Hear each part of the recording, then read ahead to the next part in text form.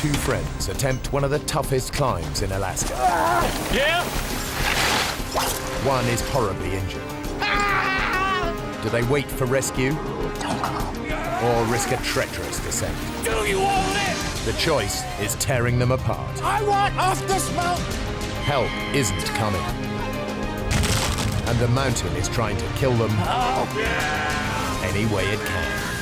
Avalanches are roaring everywhere. It's bad. It's war.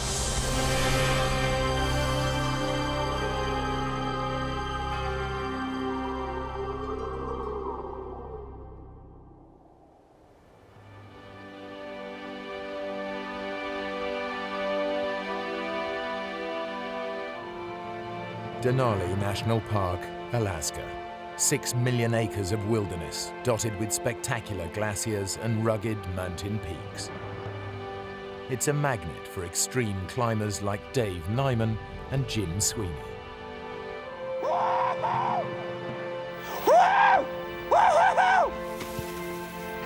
Man, you should see the view from here. This is an area as big as England. We were the only climbers in the whole Alaska range that we knew of.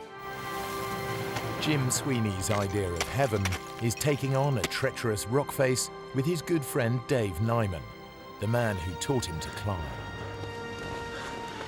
We've had great times in the mountains, thousands of hours, and we've taught each other a lot. Hey, come on, Nimo. Come on, keep up, slow coach. Great, Jim. Jim is a better climber overall than me. Dave and Jim are attempting a route up Mount Johnson that no one has conquered before, though many have tried. It's called the Elevator Shaft, a 2,000-foot ice climb in a wall of granite. I was looking for something steep and hard to do. I'm a fighter, you know. I grew up as a boxer. I fought every kid in town. Because a climb is not just the act of climbing, it's also how you interact with your partner, what kind of trust, what kind of knowledge you have of what your partner would do if something happens.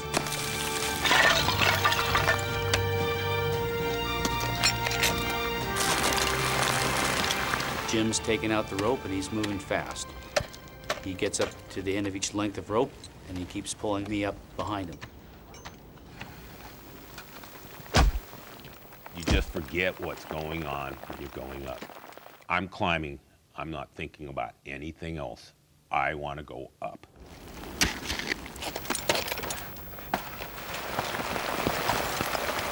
Hang on, Dave. Gotta get past the snowballs. After 2 hours of fast climbing, Jim reaches a bulge of snow above him. I'm looking for ice. I'm looking for something hard to get some purchase in.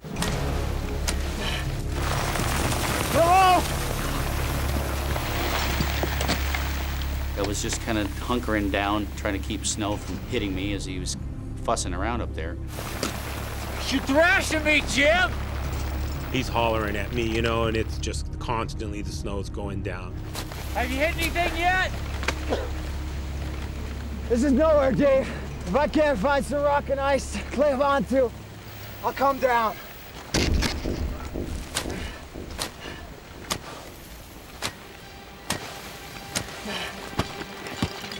Ah!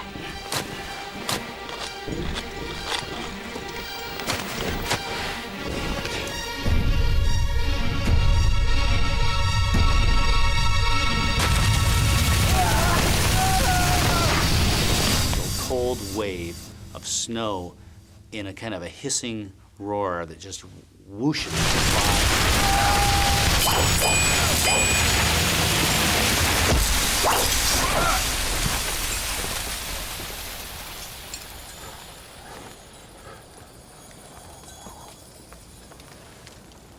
He's not moving. Jim! I'm coming, Jim. Just hold on. He's about 100 feet down below me. I knew I had to work fast. At this point, I don't know what kind of shape he's in. I don't know if he's choking, if he can't breathe. At that point, I know I have to move really quickly to get to him. Jim? I can see blood trickling out of his nose and his mouth and his ear. Jim? I touch him, and immediately he comes to life.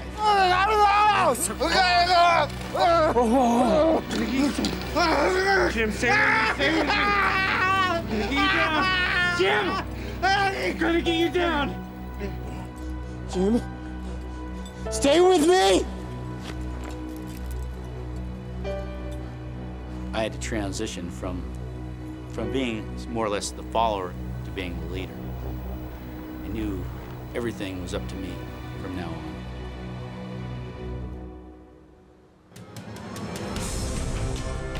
Dave's first task is to get Jim out of danger. He has to lower Jim's dead weight 1,000 feet down the near vertical rock face of the elevator shaft. Over several hours, I would lower him below me, and I'd drop Jim down another full length of rope, maybe 165 feet. Jim, I need you to wake up! Jim!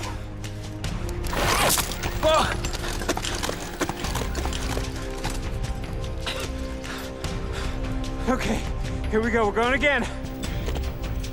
It takes Dave the best part of 5 hours to lower Jim down to relative safety. Last bit, Jim.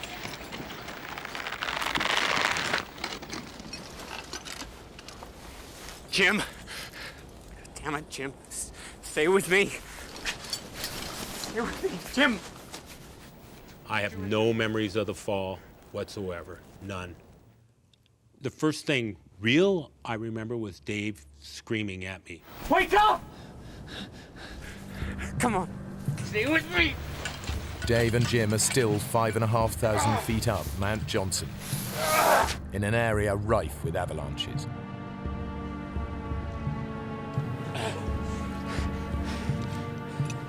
Battling deep snow and fading light, Dave drags Jim back to where they'd stashed their equipment. Jim has dislocated his hip. He drifts in and out of consciousness.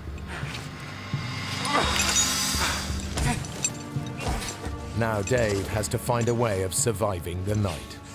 I dig straight into the hillside and move the snow from this 45-degree face. He digs a snow hole. The snow will insulate them from the plummeting temperatures of the oncoming night.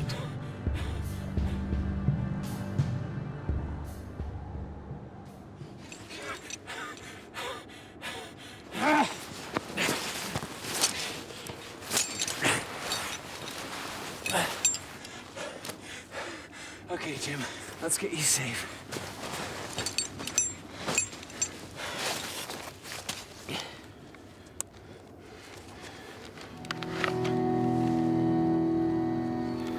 Jim's helmet's virtually shattered, and he's not moving.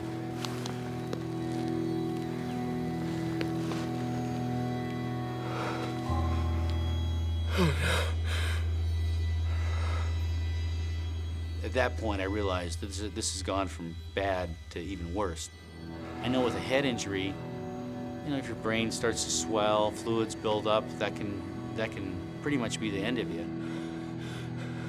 There's all these different things going through your mind. If the weather turns and I don't get word out, we're gonna be in a world of hurt.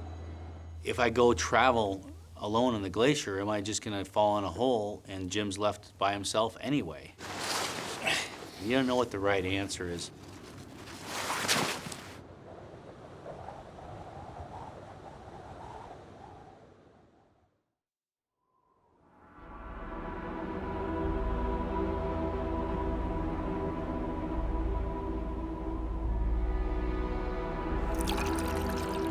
By morning, Jim is semi-conscious, and Dave has made a decision.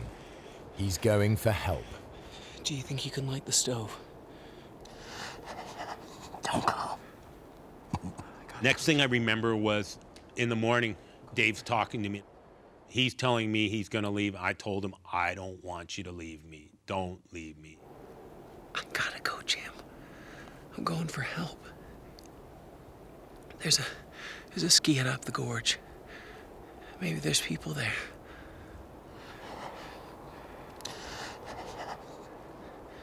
They might have a radio. We'll get a plane and be out of here in no time. I'll be back in a few hours, okay?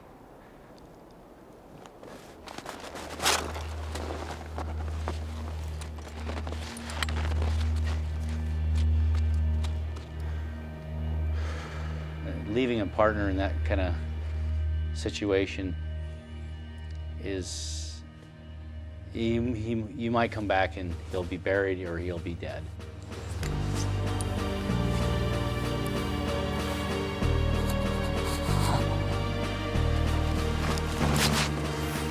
First, Dave skis a mile down Mount Johnson to the glacier, which runs like a motorway through the mountains.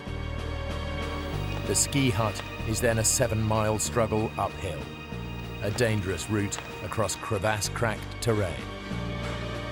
Generally, if you fall in a crevasse on that glacier, there's really no hope for you. You're gone. You're gone from the world. You might end up 1,000, 2,000 feet down, straight down.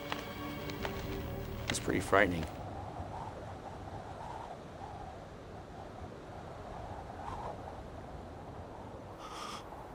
I don't know who I am. I'm freezing. My forehead's on fire, my body's cold. I'm laying there, I'm pounding, my heart's just going boom, boom, boom. The whole body's just going boom, boom, boom.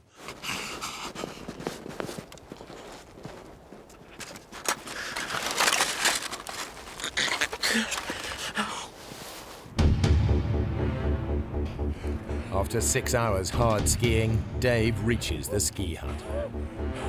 Help!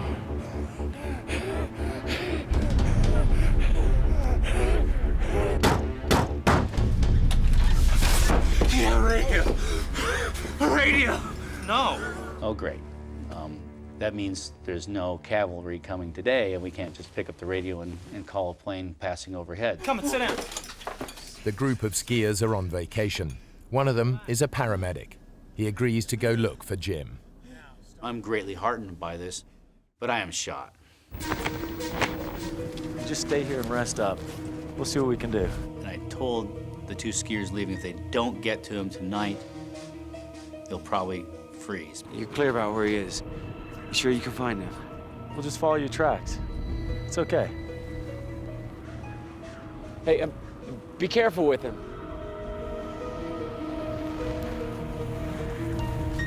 Unable to radio for help, Dave and one of the skiers tramp out a giant SOS in the snow.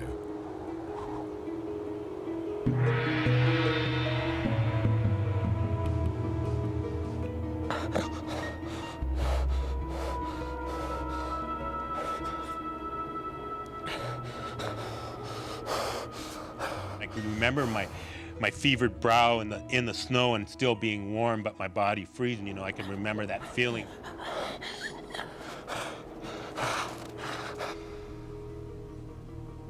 We spent a lot of time together. We've been into a lot of different things.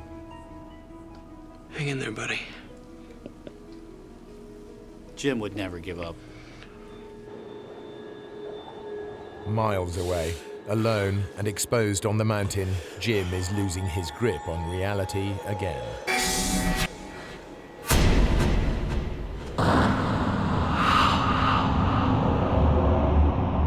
Black dreams, just as black as can be, you know.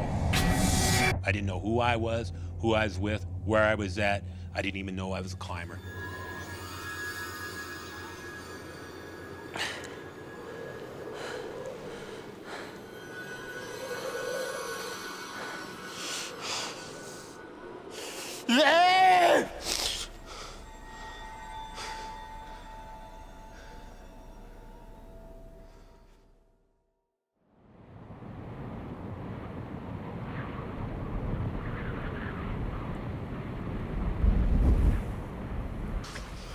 The next morning, Dave heads out to try and find the rescue party. They're already on their way up the glacier. They're towing a sled. My heart leaps. Oh, great, great. They're coming back. They've rescued Jim. And then I think there's no way they can ski as fast as they're skiing, towing Jim. Then my heart just drops. Where's Jim? Didn't you find him? Look, we skied all the way over to the base of that shaft thing. That's a hell of a climb.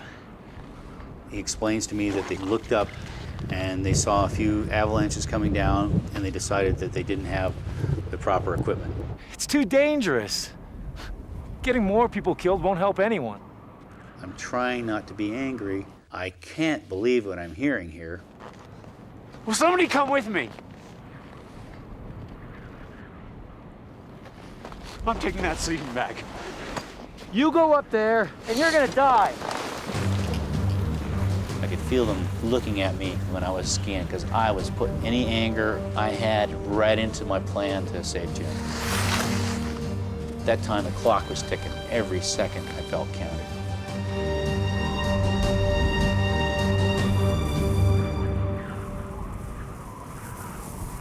Eight miles away, Jim is being buried by snowslides. I'd realized I was somewhere bad. I'm totally encased in snow. I'm going, where the hell's Dave? I raced down the glacier. Maybe what I covered in 6 hours took a half hour, going downhill. And so I made it in no time down to the camp and just started grabbing gear. Dave heads back up to Mount Johnson, to the snow hole where he'd left Jim 30 hours earlier.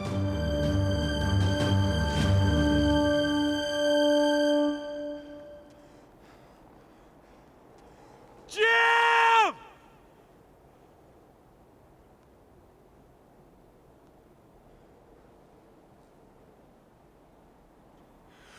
Jim! I heard probably the most beautiful sound I've ever heard. Oh!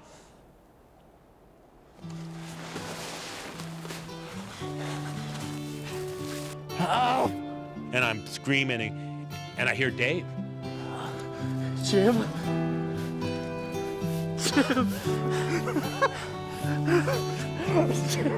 He's buried in a snowslide.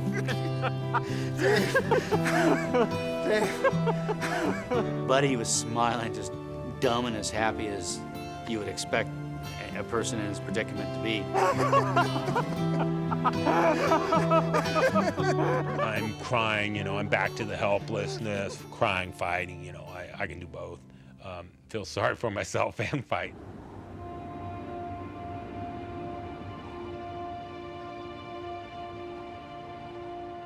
Dave pitches the tent near the snow hole, and at last Jim gets the opportunity to warm up.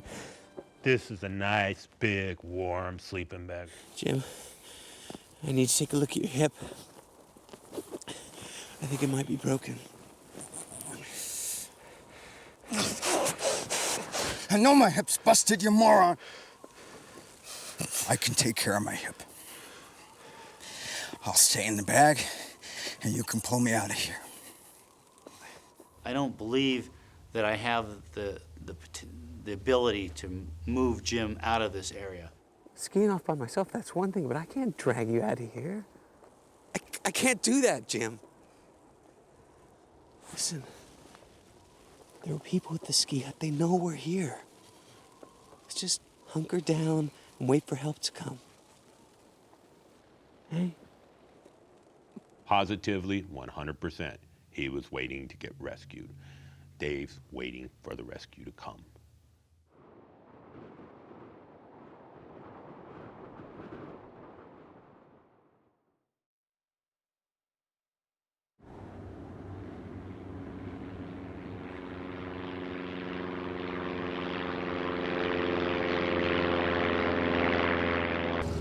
Mark Niver and his wife Roberta are flying over the Ruth Glacier looking for a place to land for a romantic picnic. It was the place that Mark had proposed to me. It was our anniversary, so we decided to go up there. That was our plan. Stay up there for an hour or two and have some lunch and kind of walk around and we wanted to enjoy the sights because it's just such a gorgeous area up there. As we turned, I could see that the weather doesn't look all that great. I don't think we should land. I think we better go home. Okay, hon.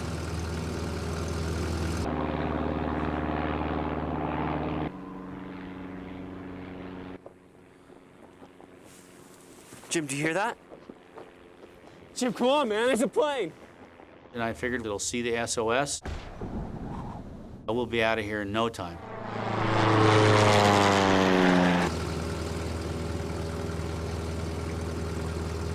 Roberta, look, SOS. We gotta go in. No, we don't, Mark. Roberta doesn't want to risk landing. She's 7.5 months pregnant.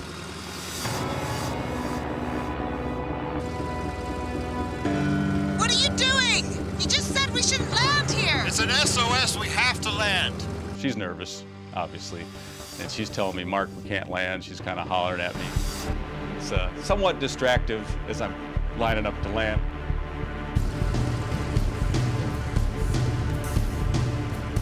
In the poor light, Mark can't tell if it's 3 feet or 30 feet down to the snow. He tries to abort the landing.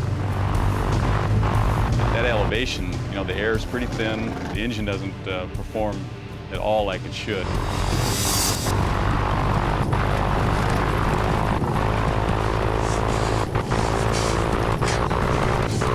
Mark! So I grabbed my stomach and held on.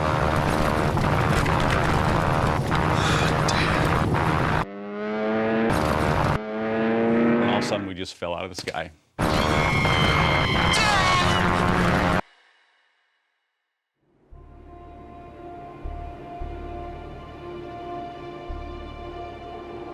Dave and Jim remain stranded halfway up Mount Johnson.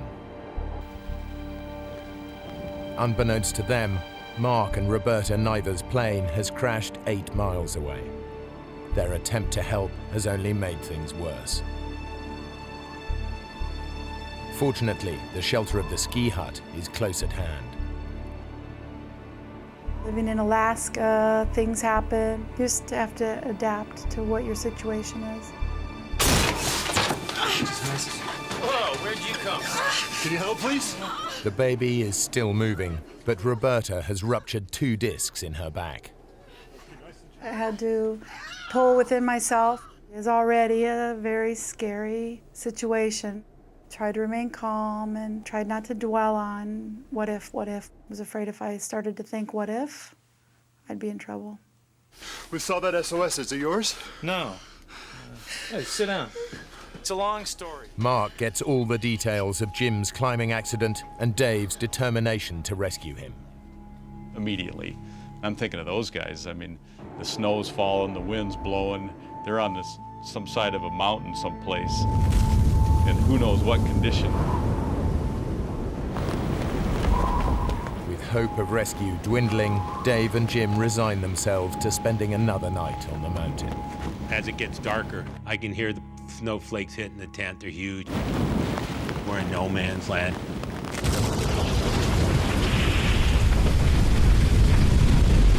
Maybe before midnight, we started hearing activity of avalanches in the area.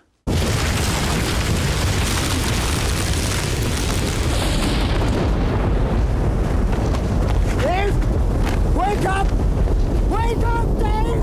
I'm screaming at Dave as loud as I can. Wake up! All of a sudden, it sounds like jets are coming. It's like sitting right under a 747, just this roaring noise. The winds pushed ahead of an avalanche can reach hurricane force. Jim and Dave are in the crossfire. It's louder than a Pink Floyd concert. It's louder than any noise I've ever heard, and it's right above us. We just started praying. I don't know who else to turn to. It's in the tent. It's around you. It's inside my sleeping bag. We really thought this was it. We thought this was the end.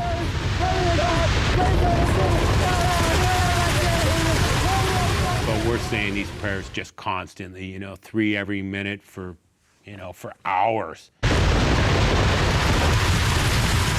Numerous times we were hit by 100-mile-an-hour wind blasts and just pelted with snow, but the big one didn't come.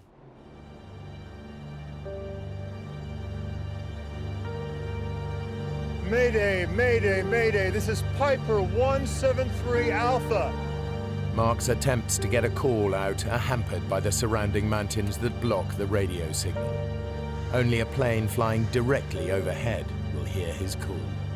We've crashed on Ruth Glacier. Do you read me? Over.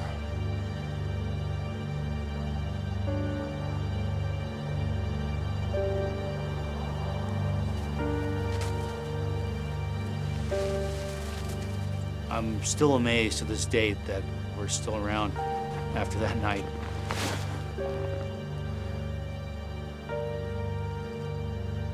Dave?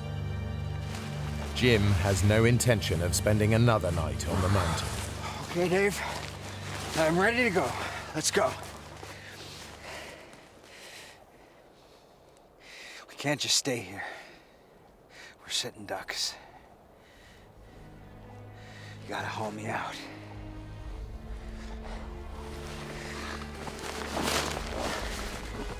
We can make it down to the glacier, man. Someone will see us there, man. No one will see us here.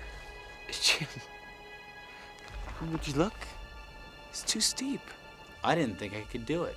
Even if we cut across, we could start an avalanche. I'm pissed because we're going nowhere. What are you doing, Dave? I'm looking for a safe spot. Come off it. There is no safe spot in this whole valley. We just gotta get out of here. We're moving over there. That won't make any difference. He puts me in the bivy sack to haul me over there. I don't like anything to do with this. I set up the tent in this new location, and I feel pretty good about it. I said, Jim, your worries are over, buddy.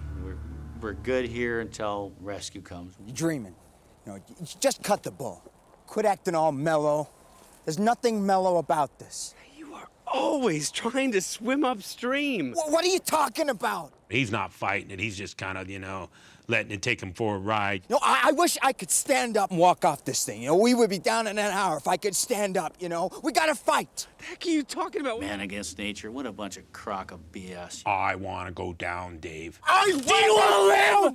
Do you want to live? Then do what I tell you to for once.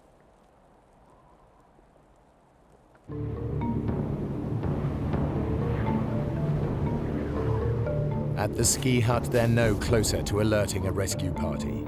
The food supply is running low, and the strain is beginning to show. There is nothing. Nobody there. I don't know how much longer I can do this, Mark.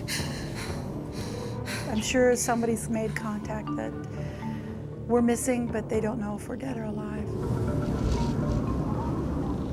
This is the 6th night on the mountain, and it's still snowing heavily.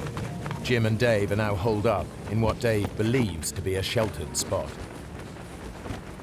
And we might get a little bit of a blast.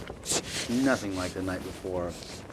Just feeling good. Yeah, I was right with my assessment. I put us in a safe place.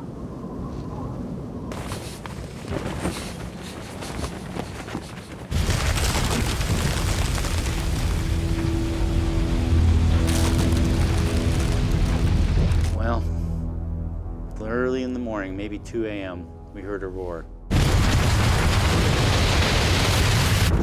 Oh, what the hell is that, Dave? Wake up! There's a sickening, cracking rumble, explosions, boom.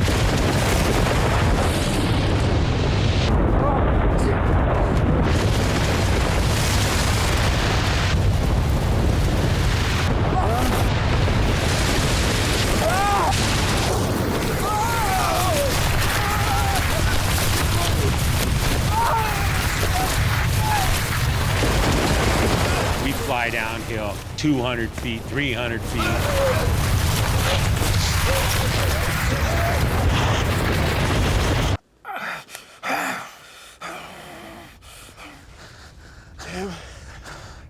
Jim, are you okay? were completely buried, 100% encased in snow. And my hips just screaming.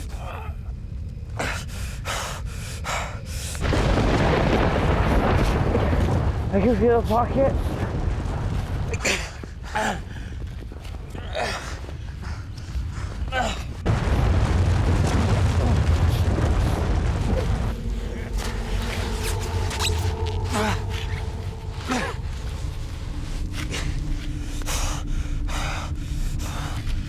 And he pulled me out of the snow. He lays me out on the ground in the sleeping bag, and I'm just laying there. The avalanches are roaring everywhere. It's just as bad, you know, bad. It's war.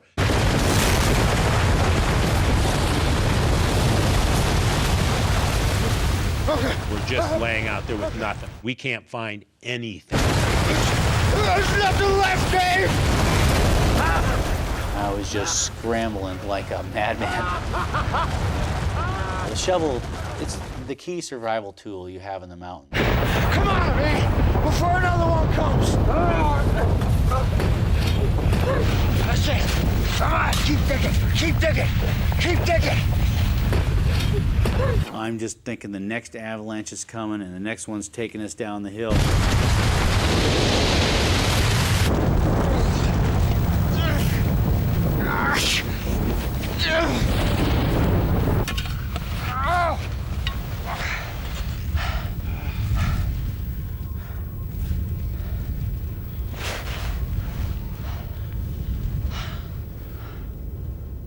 You really could care less about the other person. Sure, you love the guy, but hey, at a certain level, you think about yourself first.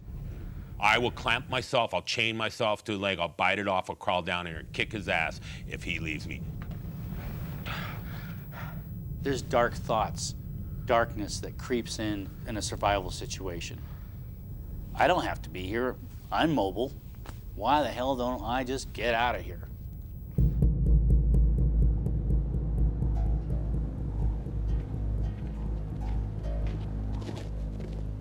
Eight miles up the glacier, Mark Niver is clinging to one hope.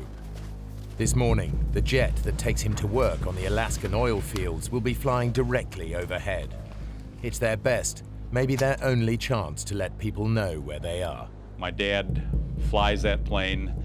I know the whole crew. I know that they'll be tuned in. Mayday, mayday, mayday. This is Piper 173 Alpha. Over. Hello, Mark. Is that you? Over. How are you doing? Who is this? Over. Mark, we don't read you. Please reply. Over. Hello, do you read me? Over. The pilot can't hear Mark. Repeat, where are you? Over. Mayday. But he can hear the clicks on his radio. So it's 1 click yes, 2 clicks no. After 7 days, the word is out. Understood. But rescue is impossible until the weather breaks. And no one knows if Jim and Dave are dead or alive.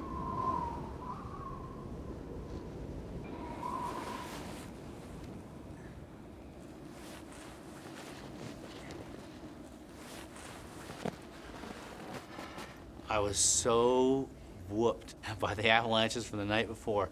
It was like someone pointing a gun at your head, clicking the trigger, shooting it, and just missing your head. And it was like that for hours. When you looked at him, you just looked at this sagging face, uninspired, totally whooped man. Hey, Dave. Stop snowing, right?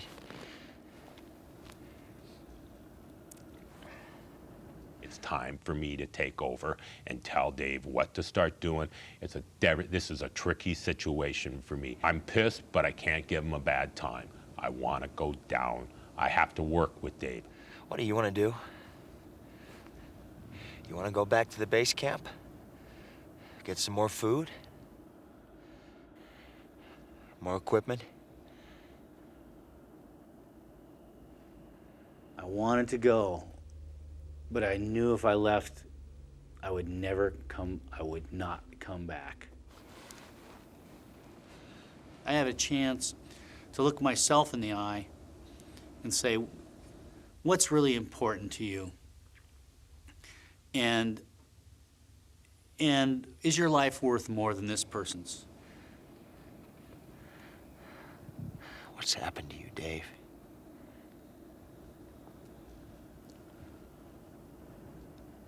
I'll tell you what. You get me off this mountain, I will buy you the biggest, juiciest steak you've ever seen in your life at the Double Muskie. What do you say?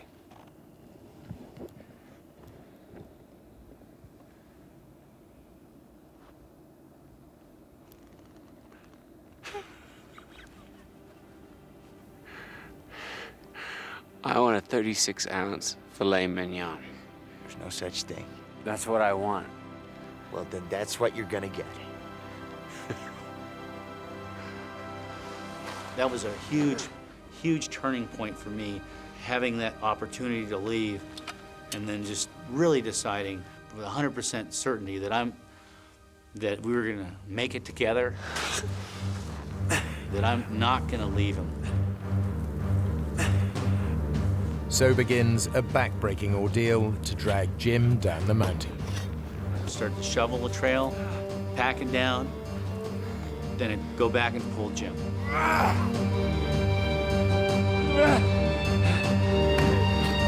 Doing it. See, I told you could do it. I love you, Dave. This is the most focused I've ever seen Dave in his life. He's really getting it together.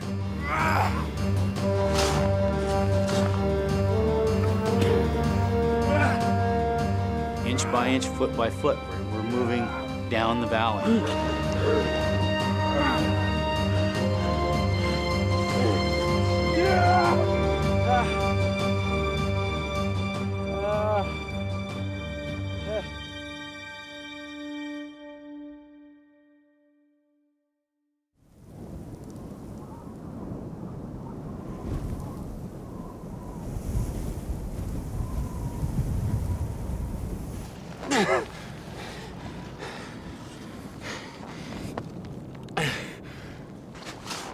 After 17 hours, they've gone less than half a mile closer to the glacier.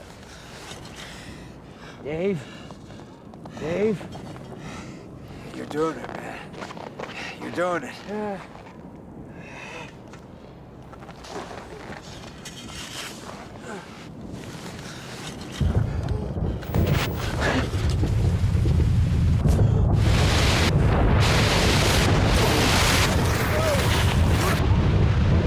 All of a sudden, we're flying downhill. I'm screaming bloody murder. And I pick up speed, and this is it. I'm falling. Free fall. Backwards. This is it.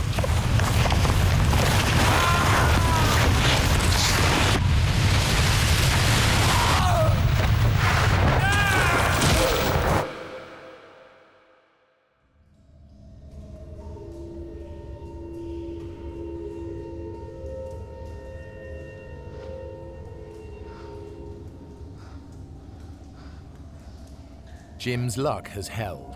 He's been caught on a ledge 30 feet below the surface.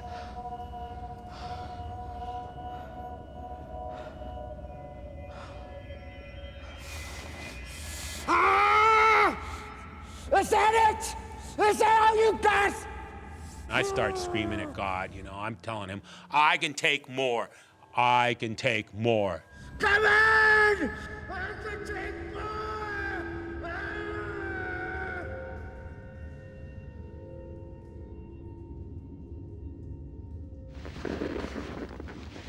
Dave has been swept far deeper into the 500-foot crevasse. I just barely avoided going down to the bottom. You could kind of see 300-400 feet down it. Come on! I can take more! Jim.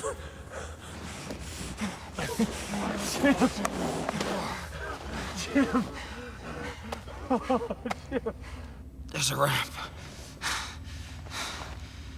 And he says, Jim. He goes, there's a way out. We can make that, Jim. We can make that. Ramp must have been about 70 degrees. It was just ridiculous. Okay, Jim. On the count of 3. 1, 2. Ah! And again. 1, 2. Ah! That's the stuff. That's the stuff. Good, Jim. You're helping me. I'm looking right up at Dave. He's looking right down at me. This is gonna be a lot of work. Hold yourself there. I'm holding it. I'm holding it. Come on. 1, 2, 3. It's total team effort. It's total us working together. I had to try to get him up this ramp. Roger, you gotta help me. I didn't have an ice axe, didn't have a shovel. Now my precious shovel is gone. Get on you, man. Hold it. We're probably moving a foot at a time. Sometimes we're probably only making 4 inches on a pole.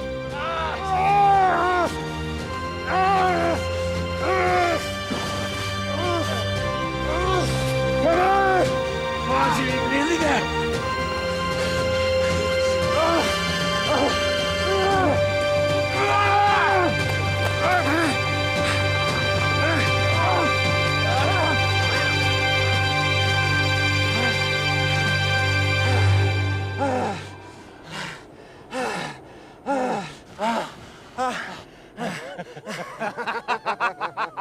We're laughing. We're out of the crevasse. We're laughing.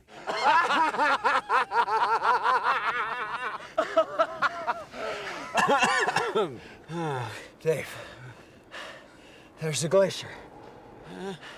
Let's just go for it. Let's toboggan down right now. No. No way. It's too steep. It's full of crevasses. I'm feeling invincible. I can slide over crevasses. Nothing's gonna kill me.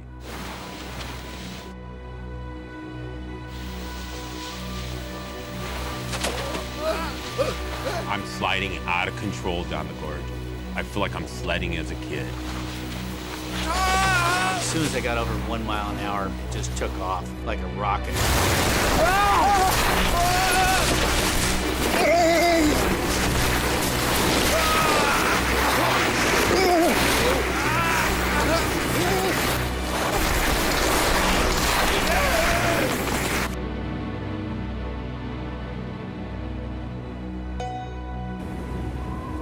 It doesn't look like we're going to be able to get in today at all. Visibility is too bad. Over.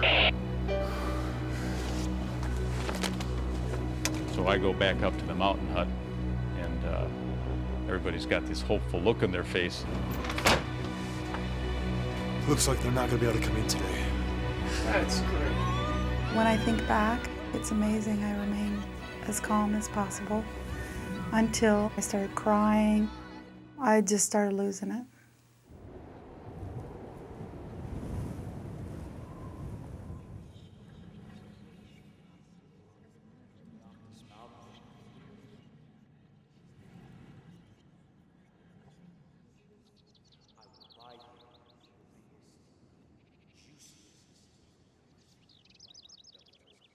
I swore I could hear voices, and I don't know if I'm going crazy.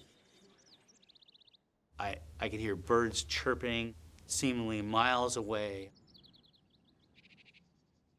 I could hear the tinkle of the snowflakes as it hit the snow. My senses became very acute.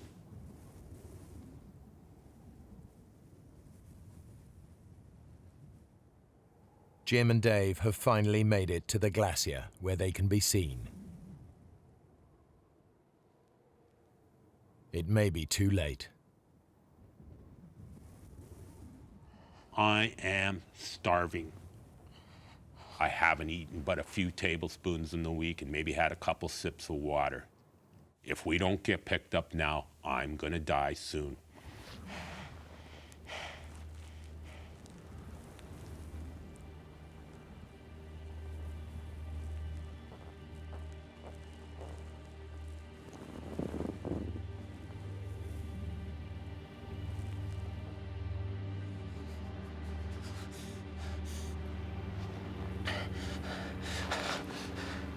Now you're an airplane.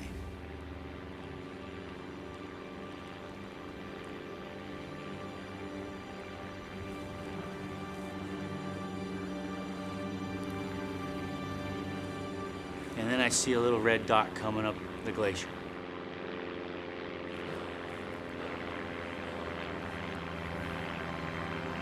A brief and almost miraculous break in the clouds has made rescue possible. That was a great moment. It was really hard. Hard for me to, of course, I broke down and cried at that point. And You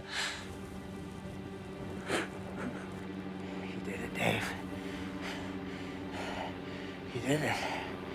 It's the best sound I've ever heard in my life.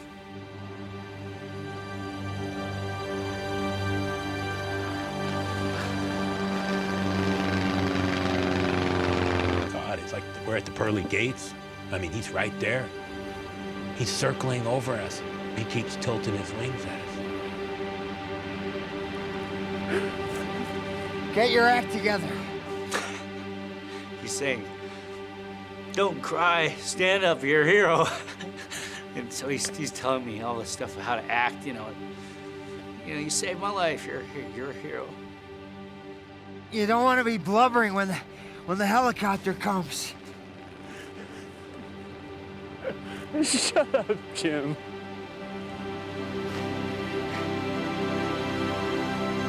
Alerted by Mark's radio, planes have been flying above the clouds searching until the weather suddenly cleared.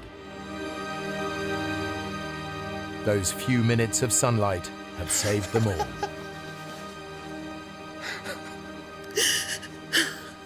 And when I got off the helicopter at the hospital, we could see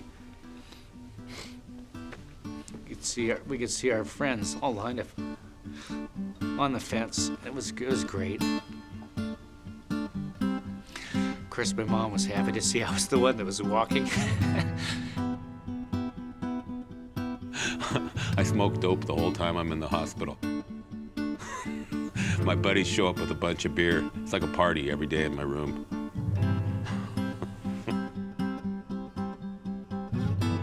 Eight weeks later, Roberta gave birth to a healthy baby boy. Though Jim never fully recovered from his hip injury, it didn't stop him climbing. Dave is now a father and doesn't climb as much as he'd like to. For his efforts to save Jim, Dave was awarded the Carnegie Medal for bravery.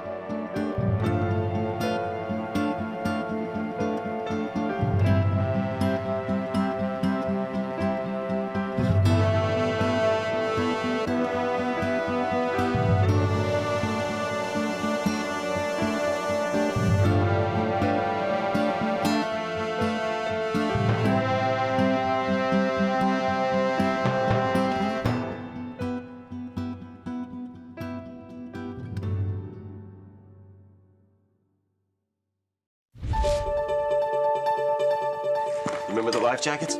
Two old school friends decide a fishing trip to Mexico would be a great way to repair their rocky relationships with their dads. Getting all this, Dad? Beautiful. I hadn't seen my dad in quite a while. I didn't have the kind of father-son relationship typically at that point in your life that you have. What promises to be the ultimate male bonding holiday soon turns into a nightmare. What did you do? Mayday, mayday, mayday. As they are forced to ditch their plane in the middle of the sea. As the dads struggle to survive the heavy seas, one son decides to strike out alone in search of help. Jim, I'm gonna try and make it ashore. On my own. I just remember feeling almost in awe at his bravery. But behind this courageous act lies a deeply personal mission. My dad never saw me as being a strong person, and I was going to show him that I could do this.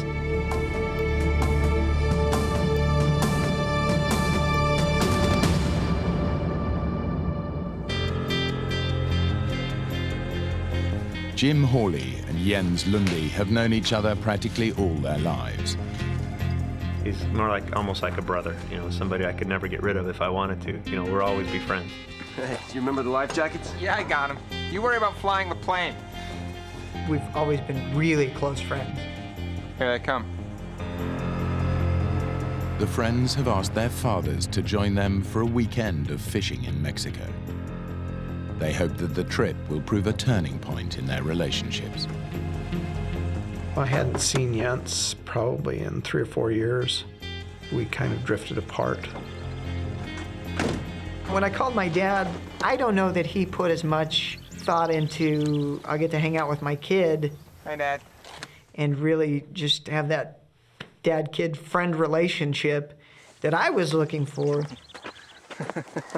But he was real receptive because I had said the magic word fishing. Jim gets off to a good start with his dad. So I finally get to see the aviator in action.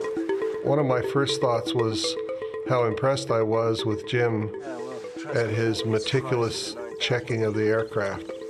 Well, I had no idea that it took so much work to get such a small plane off the ground.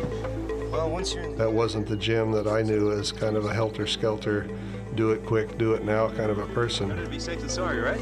Yeah. But for Jens, getting to know his dad again is proving tough. Can I take the rod? No. Okay. Leave that now. I'm going to take this up, okay? All right, here we go. All right. Is it gonna fit? Yeah, that'll fit, okay. You sure it's gonna fit through there?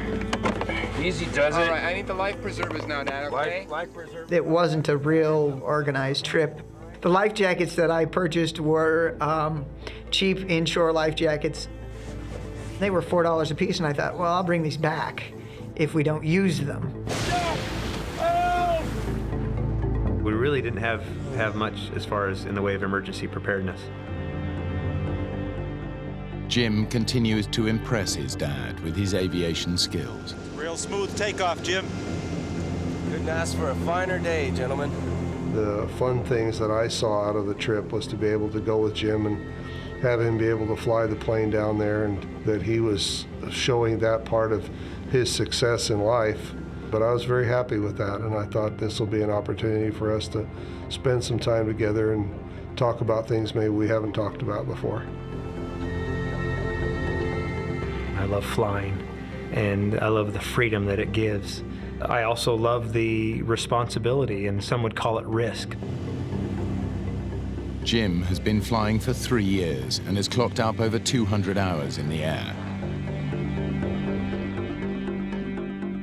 From Arizona, it's a 3.5-hour hop to the small Mexican port of Loreto on the Baja California coast. To the south, the sparkling waters of the Sea of Cortez teem with marine life. There are tuna, marlin, and yellowtail. But it's also home to 150 different types of shark and a highly unpredictable giant Humboldt squid. Getting all this, Dad? Yeah. It's beautiful. Yeah, this flight was smooth. We could see the water was beautiful, and the sun was up, and clear skies.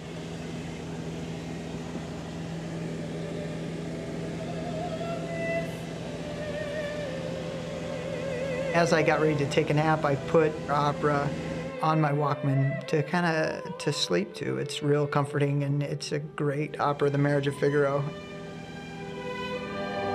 3 hours later, the plane is 30 minutes from touchdown, directly over the Sea of Cortez.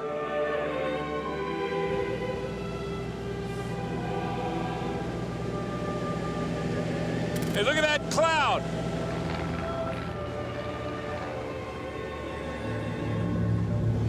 Loretta Tower, Mooney, November 201, Juliet Mike. I'm about 30 miles out.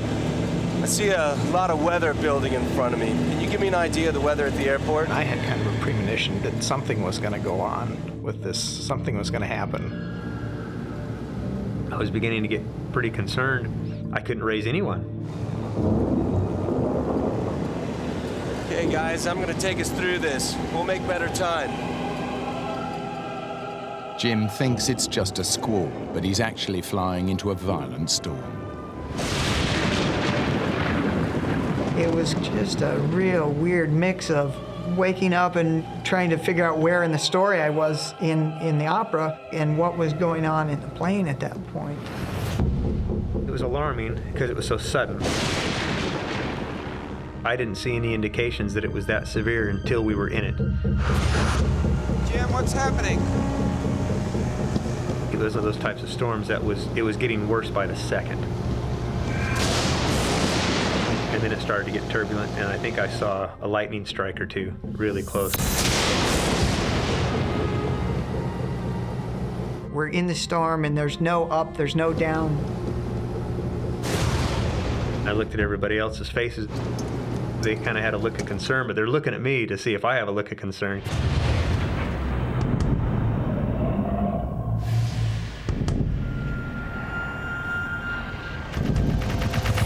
I'm gonna take us up.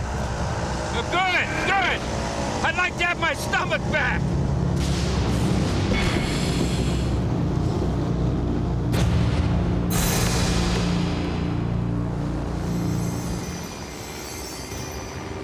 As soon as we were heading the other direction, the sky got blue, the turbulence stopped, the rain stopped. Everybody okay? I didn't think you felt the bumps in first class. Their sense of relief doesn't last long. It was very alarming when the engine quit. It just sort of grenaded. What's happened, son? I don't know.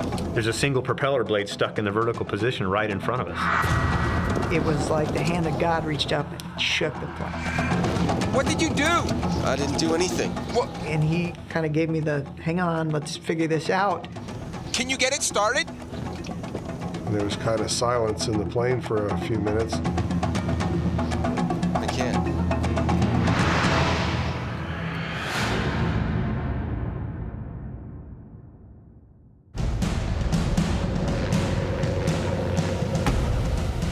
Jim and Jens's fishing trip to Mexico with their dads has gone terribly wrong.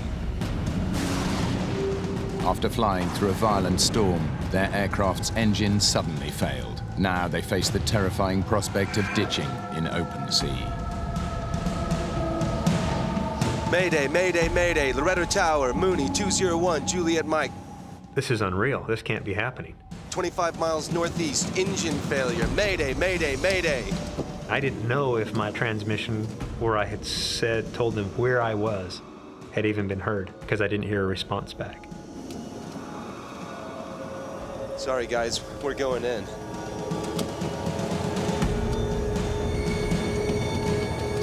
I could see part of the Baja shoreline. I could see, the other direction, nothing but ocean. And I just thought, well, we really don't have any place to go. Okay, guys, I'm taking us back into the storm. The headwind will slow us down.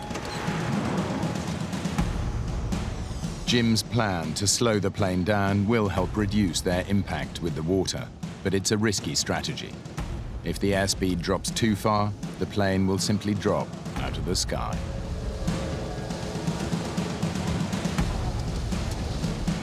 When the airplane quits flying, that's bad.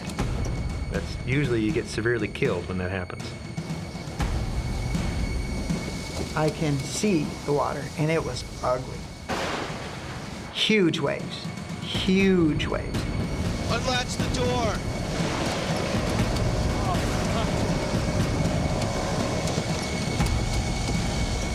Brace yourselves. I was ready. I had the headrest in my hands. If that was the last thing I ever saw, I wanted to see what happened to me. Are we going to be knocked unconscious and die, or is it just going to be, boom and lights out?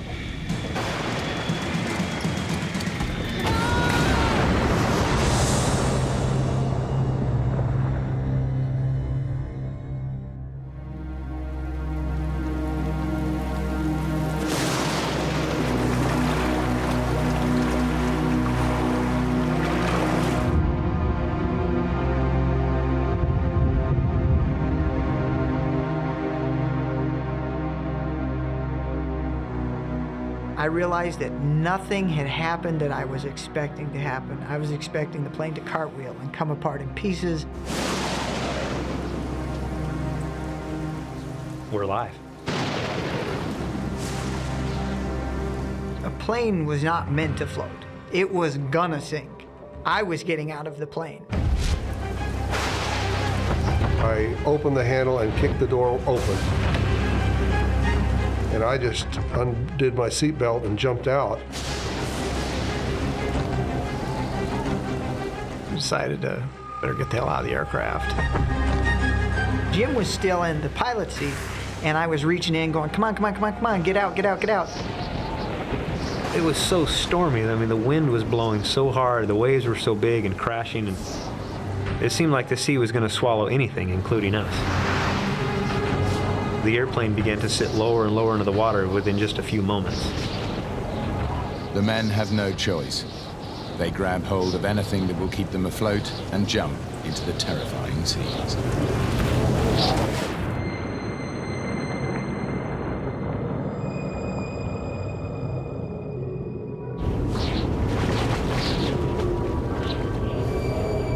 I looked back at the airplane, it was hovering, just the tail sticking out of the water.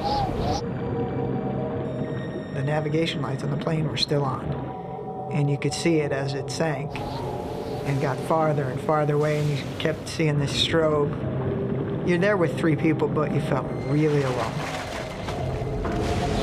For just a soft moment, I thought, my God, how did those people feel when the Titanic went down? You know, you're looking at it, and it's just our little aircraft, but it was the only thing we had.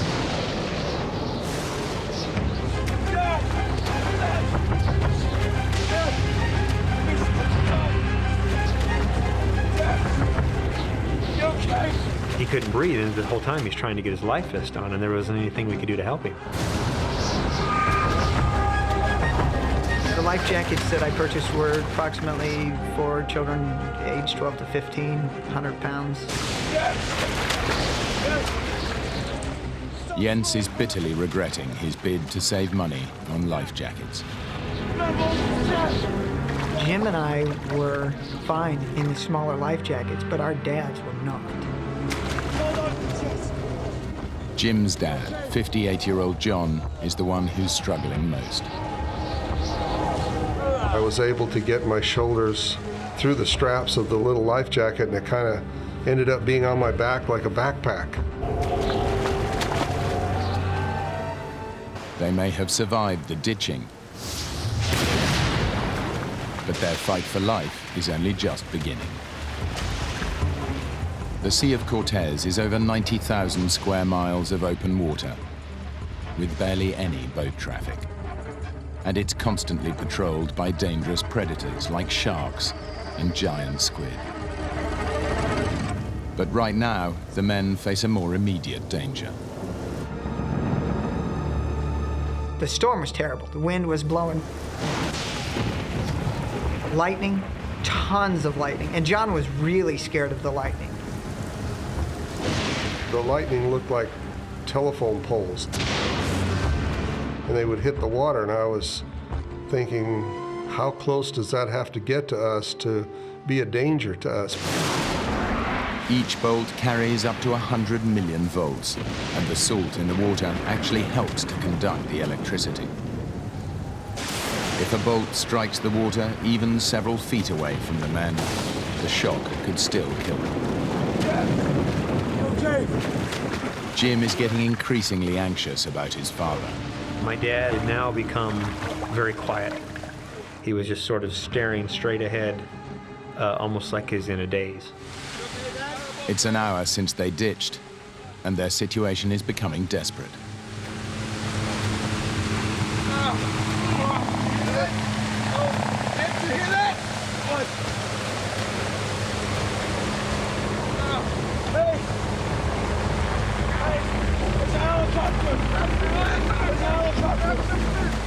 We heard the heavy drum beat, the sound of a helicopter. It was just, it was the most beautiful sound I'd ever heard. Jim's mayday call did get through after all. We had swim fins that were yellow or neon green. That was all we had.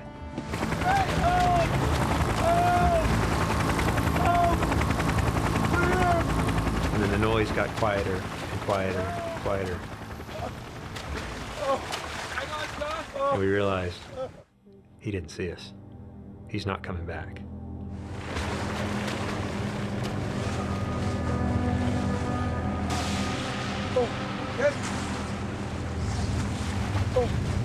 How much investment does it take to have some flare guns? You know, you can pull them out, pop, and all of a sudden now, you're an instant target to your would-be rescuer. It was just terribly disappointing because by that time it was now late in the afternoon. The prospects of being out there all night were really frightening.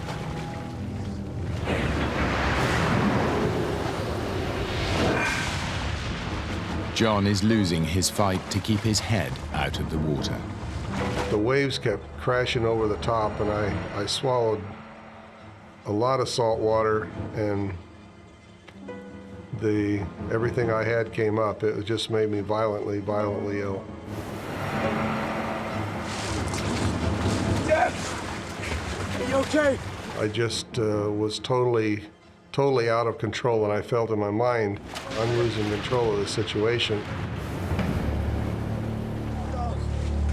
As Jim was trying to comfort me, I was trying to assure him to get that guilt off of his mind, because I think he was guilty, felt guilty because we were in the water, he felt guilty because I was sick, he felt guilty because he thought maybe I wasn't going to survive or I wasn't going to make it.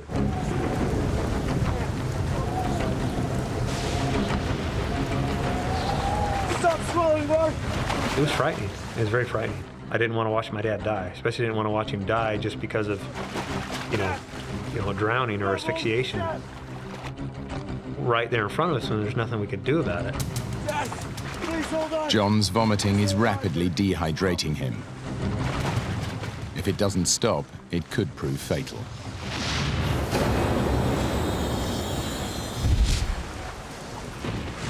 As his friend's father continues to deteriorate, Jens reaches a decision. I was worried about John. I couldn't handle watching John die. I didn't want to be there for that. Jim! Jim!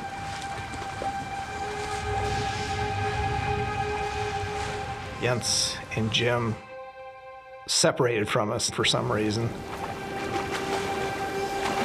We need to get help for your dad! I don't think anyone's coming! I'm gonna try and make it ashore. My plan at that point was to leave Jim with my dad to care for my dad in case something happened. Okay, let's do it! No, Jim! On my own! And I said, come on, you know, are you gonna swim by you gonna swim alone? You're just gonna leave us and swim alone? That doesn't make sense. We should swim together. I had already made up my mind at that point that I was leaving. Jim, I need you to stay here. I need you to look after your dad. He's sick, Jim.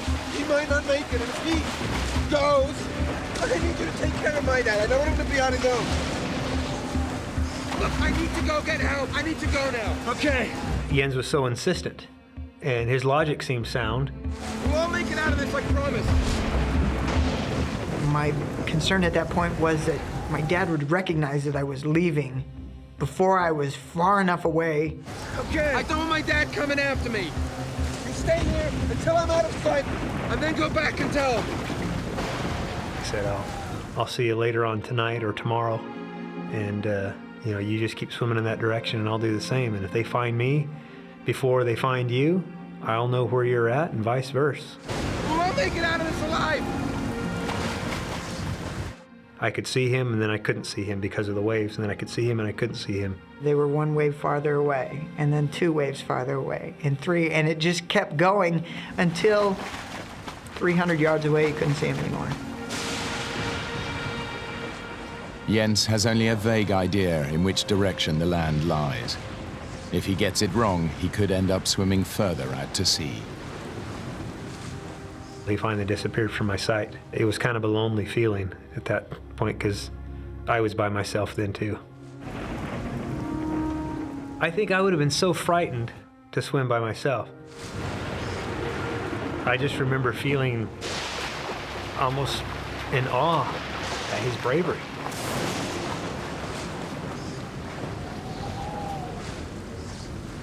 It was just a very brave thing to do. Jim knows it may be the last time he sees his friend. Now he has to break the news to Jens's father. James! He's calling for help! Why'd you let him go by himself? You shouldn't have let him go by himself. That's my son! And he said that they had decided that somebody needed to go for help.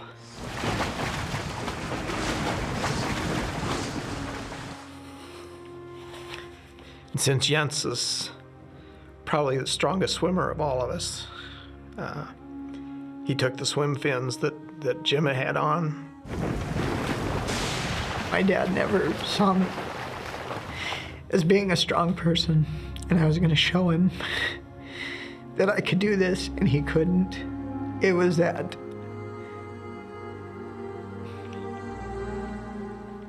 It was that I've grown up, and I'm going to show you.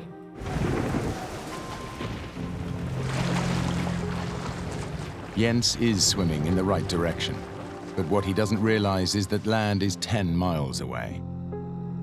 An almost impossible swim through such heavy seas. Even if he makes it, a treacherous reef blocks his route to shore. The men have now been in the water for 8 hours.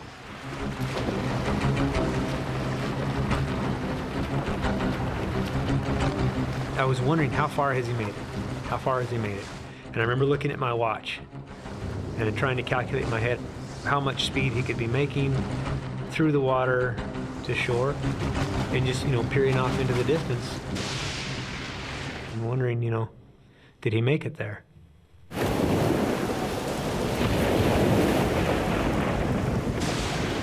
Jens is making slow progress. He has no idea how far away land is, or if he even has the strength to make it there alive. I was just done.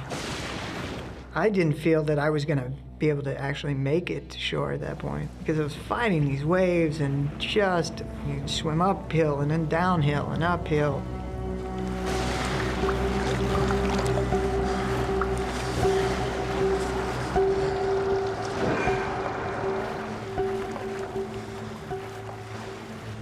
Jim's dad is now exhausted and seriously dehydrated. His condition is deteriorating by the hour. I felt very helpless because there's nothing I could do. I couldn't pick him up, I couldn't hold him, I couldn't drag him off in any direction to safety. There's a feeling of extreme helplessness.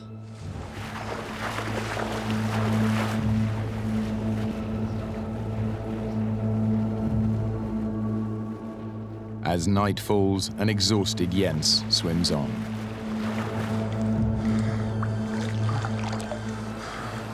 And the storm cleared up, and I could see stars. As I was swimming, I thought about, what if John didn't make it?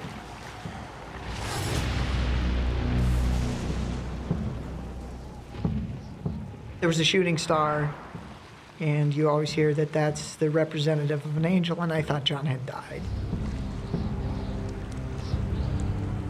That was difficult. That was pretty hard. But I thought, I'm not going to let this beat me. With renewed determination to save his father and his friends, Jens pushes himself on. But then he gets a shock. I felt there were things around me, and I started feeling kind of pinprick sensations every once in a while, and could not figure out why that was happening. Jens realizes, to his horror, that he is not alone in the water.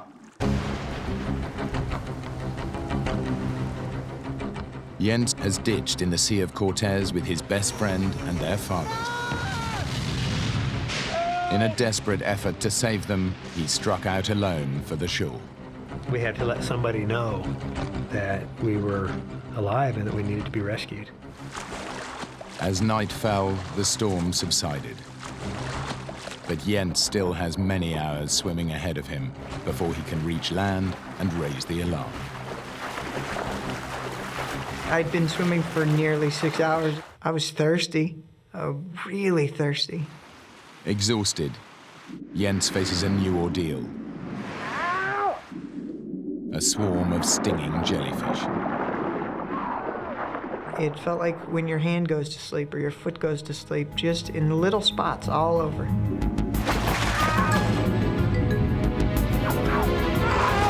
And they were getting in my shorts, which is not a place you really want jellyfish. The barrage of stings push Jens's already exhausted body to the verge of total collapse.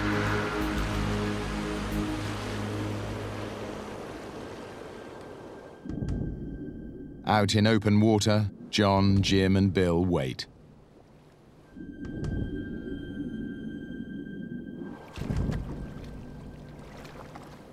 The men have no idea what lurks beneath them. We didn't talk about what dangers in the water. We were in the water, there was no way to get out of it, so if I began worrying about it or talking about it or creating a situation in my mind, I thought, well, that's not going to be good.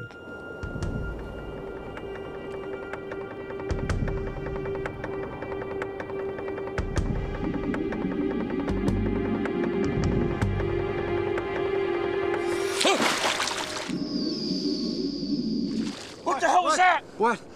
I felt something. It felt warm. It brushed against my legs. I knew for sure there was something else in the water with us then. Are you okay? I don't know. It brought back also to the reality that, hey, so, maybe something is stalking us. Jim knows these waters are full of dangerous predators. One of the most feared is the giant Humboldt squid. The squid are very aggressive, and they're very large, and they're very capable of killing a person. They are very easily provoked into a frenzy. And if you're in the water during that time, it could be very dangerous. Mexican fishermen call the jumbo squid Diablos Rojos, red devils. They can grow up to 7 feet long and weigh more than 100 pounds. The squid's powerful tentacles pull the prey into its mouth, where it tears it to shreds with its razor-sharp beak.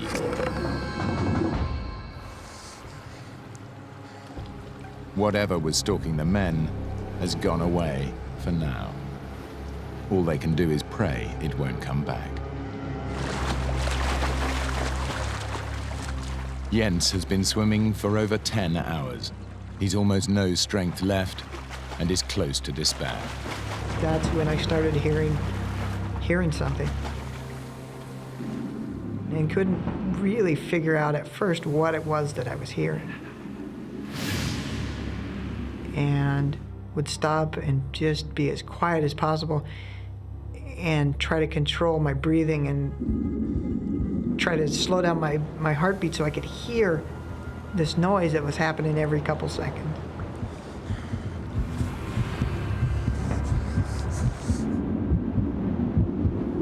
And finally came to the realization that I was hearing waves breaking on something.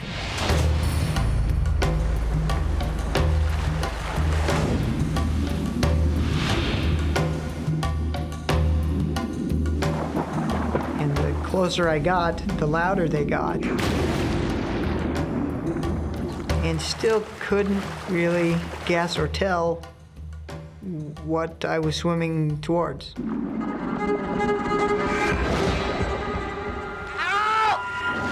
I smashed my knee on something solid. It cut me right where my knee hit the rock. And then the rock is covered in sea urchins. And they went right through the swim fins, right into the bottoms of my feet.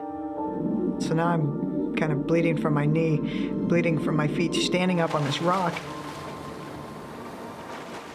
And that's the first solid piece of ground that I had stood on in over 12 hours. Jens realizes that after 2 hours swimming towards the crashing waves, he's still nowhere near dry land.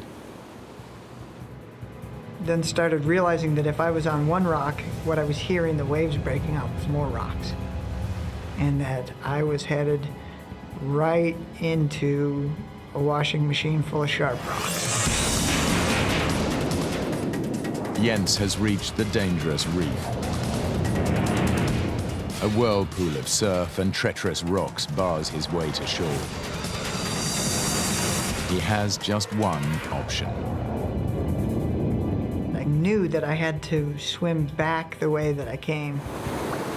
It was heart-wrenching to know that I had to push off of this solid piece of ground and swim back out into the ocean. In the open sea, John has stopped vomiting. Ironically, it's Jim, the youngest and fittest of all of them, who is now in the most danger. He is feeling the first effects of hypothermia. Here I am, I'm 24 hours without sleep. It's 3 o'clock in the morning, I'm very tired. I'm very thirsty. I've gone a long time without sleep, a long time without anything to drink or eat. Dad, are you cold? No, I'm okay. Bill? No, I don't think so. Are you all right? I can't stop shivering. You'll be fine. I'd have to rest my head on my dad's shoulder because I didn't have anything to support my head, and I began to get kind of fearful. I'm so sorry, Dad. I got us in such a mess. It's not your fault, Jim. We landed the plane, and we're alive. I had way too much to live for, you know? All I wanted to do was to make sure I got back to my beautiful wife and my child. I could hear my wife's voice of encouragement. Just hang in there. You can get through this. I'm fighting off the cold. I'm fighting off the chills by using more energy to keep myself warm. And I remember thinking, how long can I keep that up? How long until the body finally just gives out? And will I be aware of that happening, or will I just sort of, all of a sudden, you know, there's a light and there's Grandma and Elvis and, you know. It's now over 12 hours since their plane was forced to ditch in the sea, and all 3 men are beginning to lose hope. They don't know if they can make it till daylight. Their only glimmer of hope is Jens making it to shore, but they have no idea if he is still alive.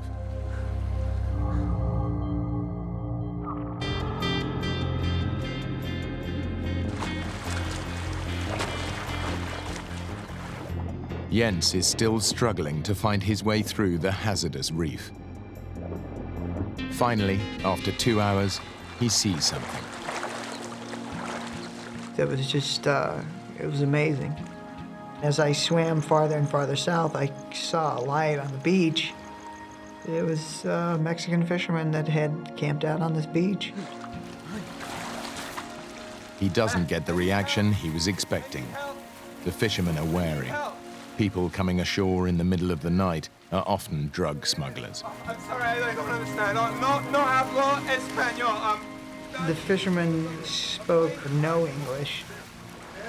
Not enough to communicate what happened and what I needed. Mi amigo, they're still out there. No, I need to understand. Cálmate.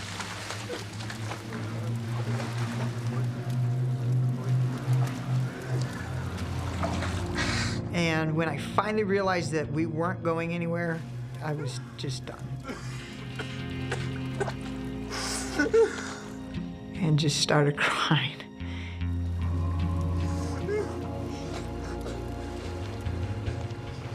Jim's condition is deteriorating. All they can do is hang on to the hope that Jens has made it ashore. Jens has made it, but any hope of rescue is still a long way off.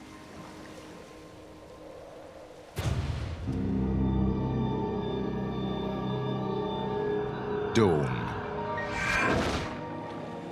The warmth of the sun brings some relief to the 3 men still lost at sea. They are lucky to be alive, but their situation is still bleak. As the sun got up higher and higher and we could see better, there was a very ugly reality of really how far offshore we were. They're beginning to suspect the worst, that Jens never made it to shore and no rescuers are coming. I'm thinking, we ought to hear something, we ought to see something, but there was nothing. They're not looking for us. Jim faces a dilemma. His dad and Bill may not survive an arduous swim, but the longer they wait, the weaker they will get. And predators are still an ever-present fear. He decides they must swim west and hope to hit the Baja coast. I realized by letting go of the ice chest, we could make so much faster time. We could reach shore so much faster. But the older men are fearful. They're thirsty, dehydrated, and very tired from their long ordeal. Dad, Bill, let go of the chest. We can swim much faster without it. And I remember the look on my dad's face. Once he let go of that ice chest, he had to let go of it mentally as well as physically. And I'm thinking, well, I can make twice the time when we're off that ice chest as I can without it. Bill, let go of the chest. Bill did not want to let go of the ice chest, and it wasn't long before we were 50, maybe 100 feet apart. And it became apparent to Bill that he was a stationary object. But the shore is a long way away. After more than 18 hours in the sea, the strength of all 3 men is nearly spent. Jens is led away by the fishermen. He has no idea where they're taking him, but he's given up trying to make himself understood. It was horribly frustrating to not be able to tell them, look, we need to go back out there and find these other people. They are in danger. And instead of heading out to look for the others, they started taking me south. What Jens doesn't know is that the fishermen are taking him to the port of Loretto. There, he can at last alert the authorities to mount a rescue mission. Now, he faces an agonizing wait for news.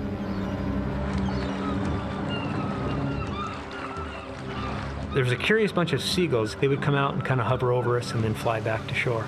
I think they were monitoring our progress or seeing if one of us was going to die so they could get an easy meal. But I remember one of the seagulls came so close to me, I actually swung at it with my hand. The 3 men have been swimming for hours, and now Jim worries that his dad is pushing himself too hard. I remember my dad behaving odd. My dad wanted to get to shore or die trying. He was focused like a laser beam on getting to shore. I gave up in my mind that they were looking for us. I didn't believe they were looking for us. I felt like we had to get to shore.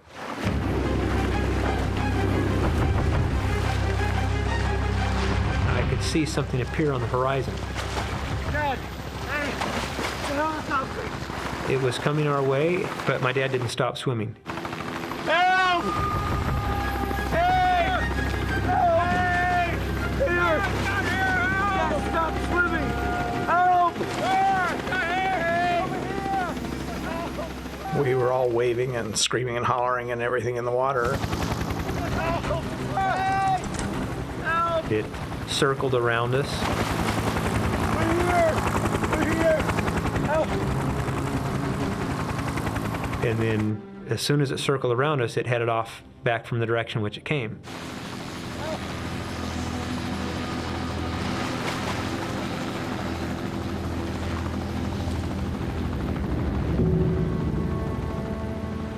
And as it turned away from us, I thought, why are they coming over us and just hovering, waving, throw us a candy bar, something, do something to let us know that they've seen us, that they found us. We thought for sure we were going to have to do our own rescue and go on into shore on our own, that nobody was going to take care of us. The exhilaration of seeing them was very high. It felt like you'd just jump out of the water and run on the water. And yet the letdown was even stronger when it turned and went away. For the second time in 24 hours, the men feel alone and abandoned.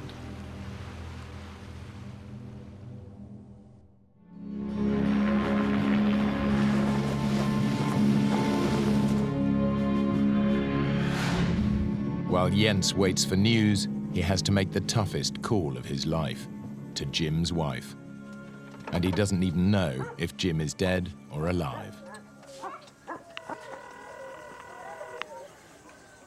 She answered the phone, and I gave her, "Hey, Cheryl, how you doing?" Hey, Cheryl, how you doing?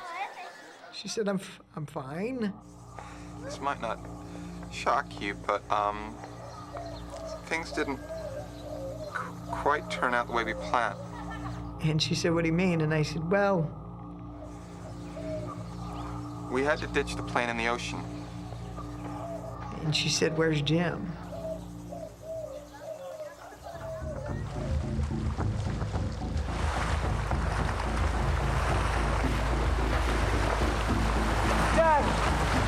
Dad, stop swimming! Dad, you gotta keep swimming! Dad! They're here! Keep swimming, Dad! Look! Look! They're here! Help! Dad, look! Help! Help! They're here! The Mexican Navy, alerted by the helicopter search crew, are on their way.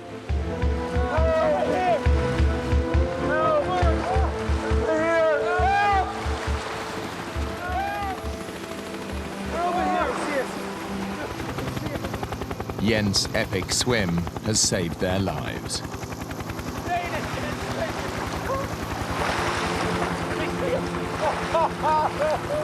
We could see on the deck of the boat a large party of sailors. They were so happy to see us in the water and see us alive. I think they were happier than we were. In a lot of their missions, all they found was bodies. And some of the young sailors were crying. There was a great feeling of relief, but there was also a fearful moment. Even though now we were rescued, the thought recurred to me, what about Jens?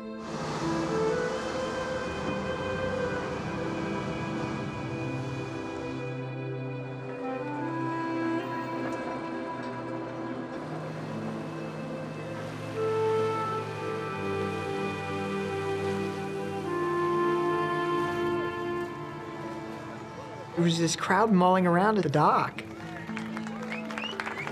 And all these people that were there waiting just started clapping. And they all were kind of looking at me, looking in my face. It was kind of a, hey, that's the guy. Up until that point, I didn't realize that I was that guy. I could see Jensen walking towards us. There was my buddy. It was a great moment. It was so great to see him in person, and it's like, thank God, thank you, you know, that you allowed him to survive. And Jim was the first one off the boat. And he hugged me.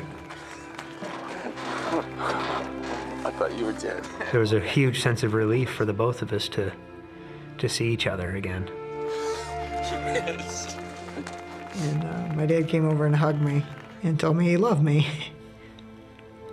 And that's the first time my dad had said that in years. At that point, I really felt that he did. I felt that he was proud of me. And I still think of him as a hero.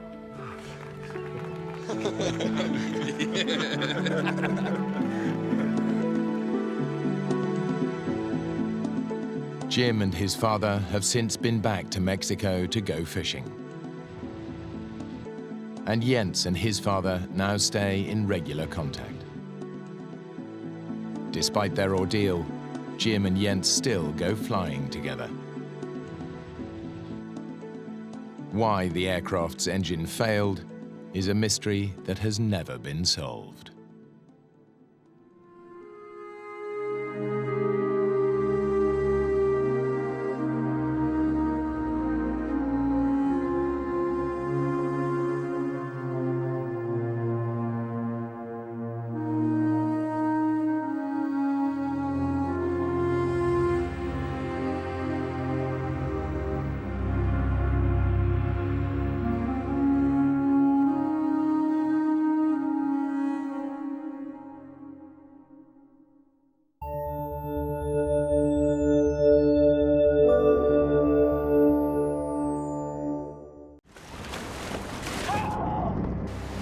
The ocean is no place to be abandoned alone. Larry, this current is going to suck us out to sea! This is the true story of two friends whose island-hopping adventure becomes a fight for survival. Now one of them has to make the most difficult decision of his life. So do you leave me out here? Await death with his friend or leave him behind and face the ocean alone. You don't leave your buddies. You don't leave your friends behind.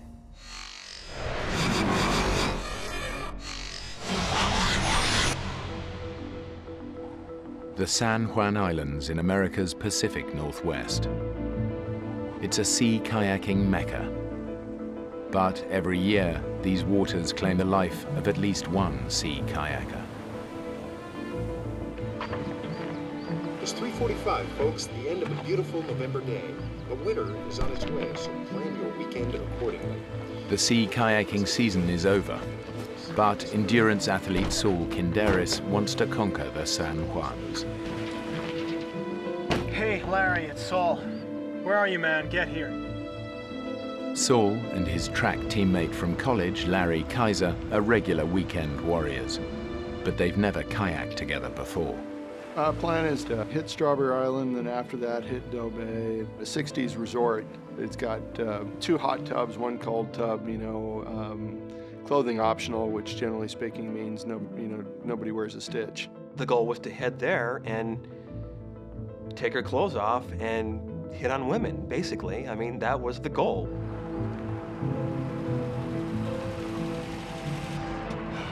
You're late, Larry. You're late, Larry. 4 hours. 4? 4 hours. I'm sorry, Saul. I just got stuck in that damn Seattle traffic. So you gonna be up for this? Yeah, I'm up for this. Fat tourist like you can do this sport. I don't see what the problem's gonna be. I'm up for any kind of challenge like that. Any kind of physical challenge. Especially if Saul throws that at me.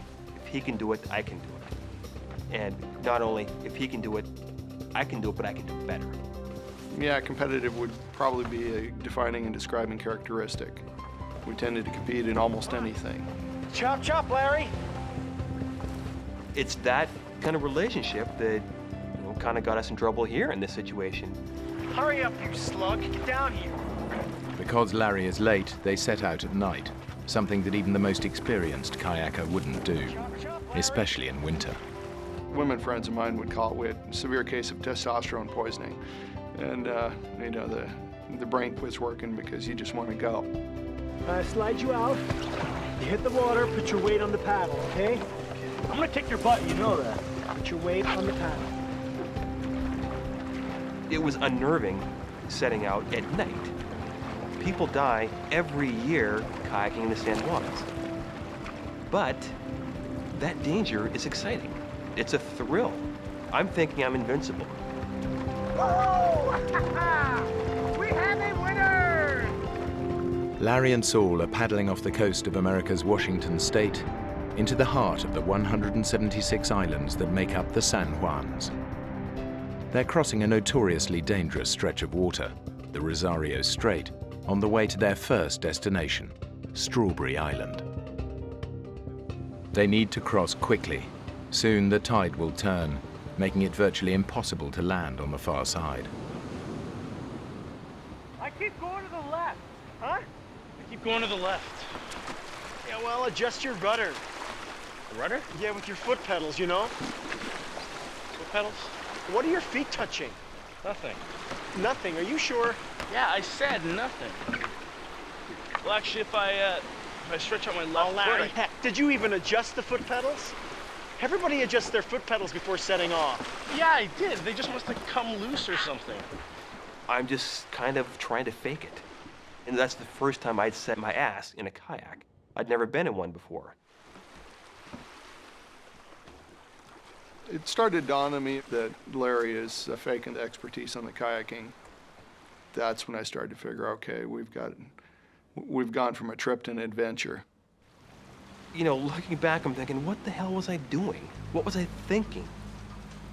What sane and reasonable person would cut across a channel at night the first time in a boat? So not only were we doing my first winter trip, we were doing a nighttime crossing, and we were during a storm. So anybody that would have known us would have known, you know, that was really stupid.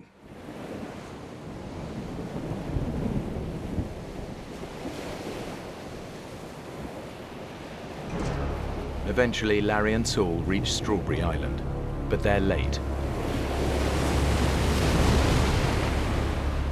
The only landing spot is a sandy beach surrounded by dangerous rocks. Now, in the darkness, they face the ferocious tidal currents swirling around the island, giving the area its nickname, the Witch's Cauldron.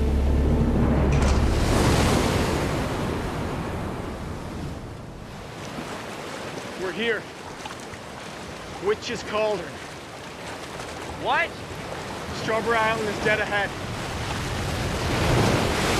Where? Up ahead, can you hear it? Saul, all I hear is thrashing waves. Waves are smashing and crashing on the rocks up there. The wind is picking up. It's hard to hear. And it's just looking pretty nasty up there, too. And I'm just thinking, well, this doesn't look fun. This is the plan. There is only one beach on this island, only one slot in between the rocks. We can't miss that slot. I'll paddle in first. When I land on the beach, I'll wave my flashlight. That's your signal. We're gonna land on that. Aim for the flashlight and paddle hard. You got it? Larry, you got it! Yeah, aim for the flashlight.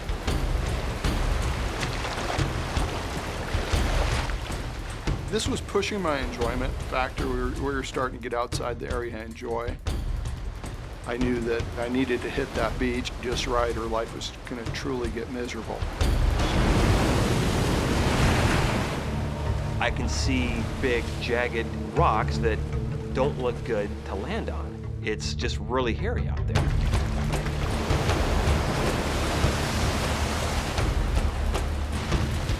The flashlight I have, you know, it's just not that bright. I see the rocks in front of me, and all I'm thinking is, oh, shoot.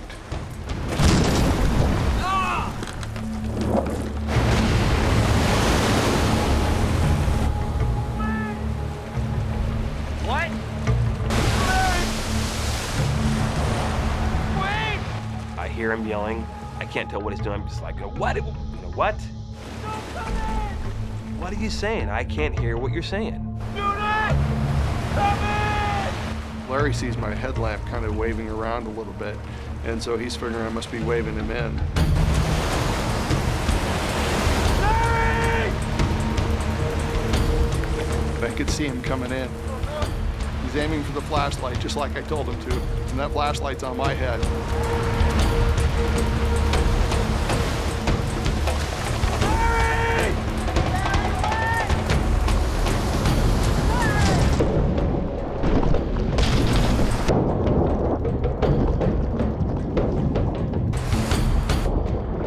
Smashing our boats on top of us and on top of the rocks. Very scary situation. Totally caught us off guard. It just happened in a split second. You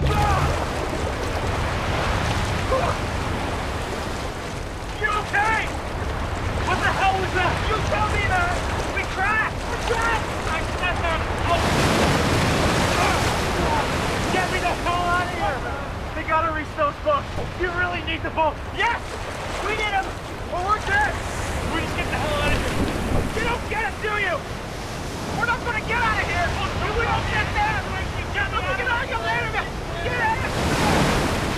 I'm realizing we're definitely in a survival situation here, and we got to get our stuff up here. We got 4 days worth of food on the boats. Got enough fresh water for maybe 2 or 3 days. Without it, we're screwed. I thought you said there was a beach here. Yeah, well, I lost the beach. Saul, how do you lose a beach? I misjudged it, okay? I got you. Just hours into their sea kayaking adventure, Larry and Saul have shipwrecked on a deserted island.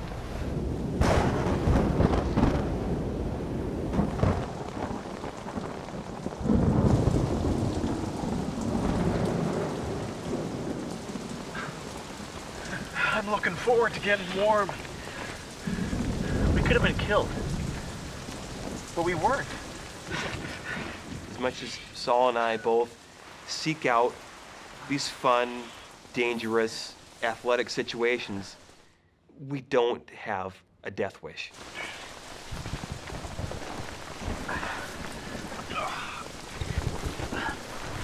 Basically, at this point, I take my dry bag out, and my dry bag is no longer a dry bag. My dry bag is a soaked bag. All my stuff is soaked at this point. Everything. Larry, what happened? All my stuff is wet. Well, obviously. Did you even seal this properly? This is broken. No, it's not broken. You didn't seal it properly. What the hell is all this? This is all cotton. How could you ever think for a winter trip packing all cotton? At that point, he was probably a little angry, and for probably good reason. My sleeping bag, all my clothes, all the gear I had, it's all just drenched. His stuff was fine. Get into this. This is your bed. I have dry clothes. I can sleep in them.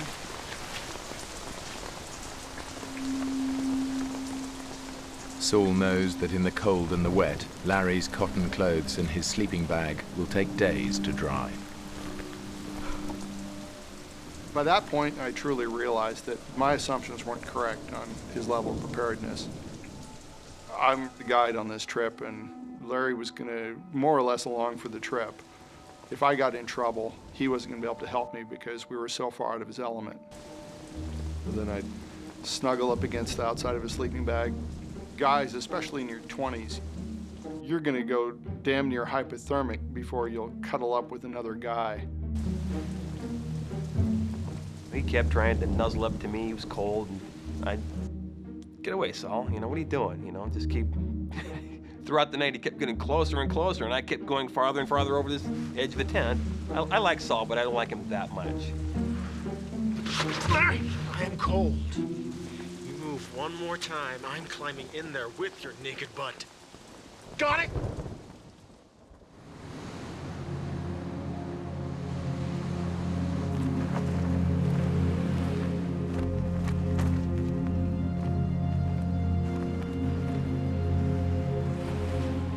Larry and Saul's adventure was supposed to last 9 days, but the weather is getting worse and Larry's gear isn't drying. So Saul makes a decision. I've rapidly realized the trip I planned isn't within our reach. Not for the two of us together. It's not going to work. It just wouldn't be a prudent thing to do.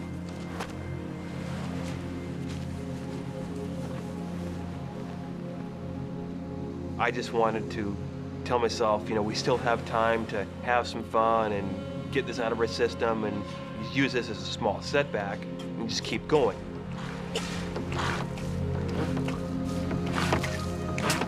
So we're still going to Doe Bay then? The trip is over. Your stuff won't dry. One of us will end up hypothermic. So the crash last night was totally my fault, had nothing to do with you. Larry, man, we're bagging it. I agree. Hey, do I get a say in this? Because I agree with you. Start to pack your stuff up. We're leaving. The trip is screwed at this point. But he's the boss. He's the leader. Saul is the expedition leader. That's how he always is. He likes being in charge. Did you seal your dry bag? Yes, I did, Daddy. Okay. Boat's in water. Hey, Saul. I really think I gotta take a number 2. Yeah, there's a tide window. I'm not missing it. The Nazi drill instructor was probably more what I'd become. Okay, I'm gonna give you 4 options, Larry. 4? I don't think I can count that high. Quit joking. Either you listen to me or you're on your own. Ooh. This is Strawberry Island now. This is Washington Park and our trucks. And this is the Rosario Strait between us and home. Option 1. This island back here has a cabin. We knock on their door, ask for help. Option 2. We continue further to Orcas Island here. We stash the boats and take the ferry home. I'll get the boats another day. 3. This is the toughest option. We paddle back the way we came, 3 miles across the Rosario Strait. Now, I can do any of those, so you tell me which one you want to do. You don't tell somebody you've competed with all your life in a variety of sports that I can do any of these. Which one do you want to do? I can do any of those too, so.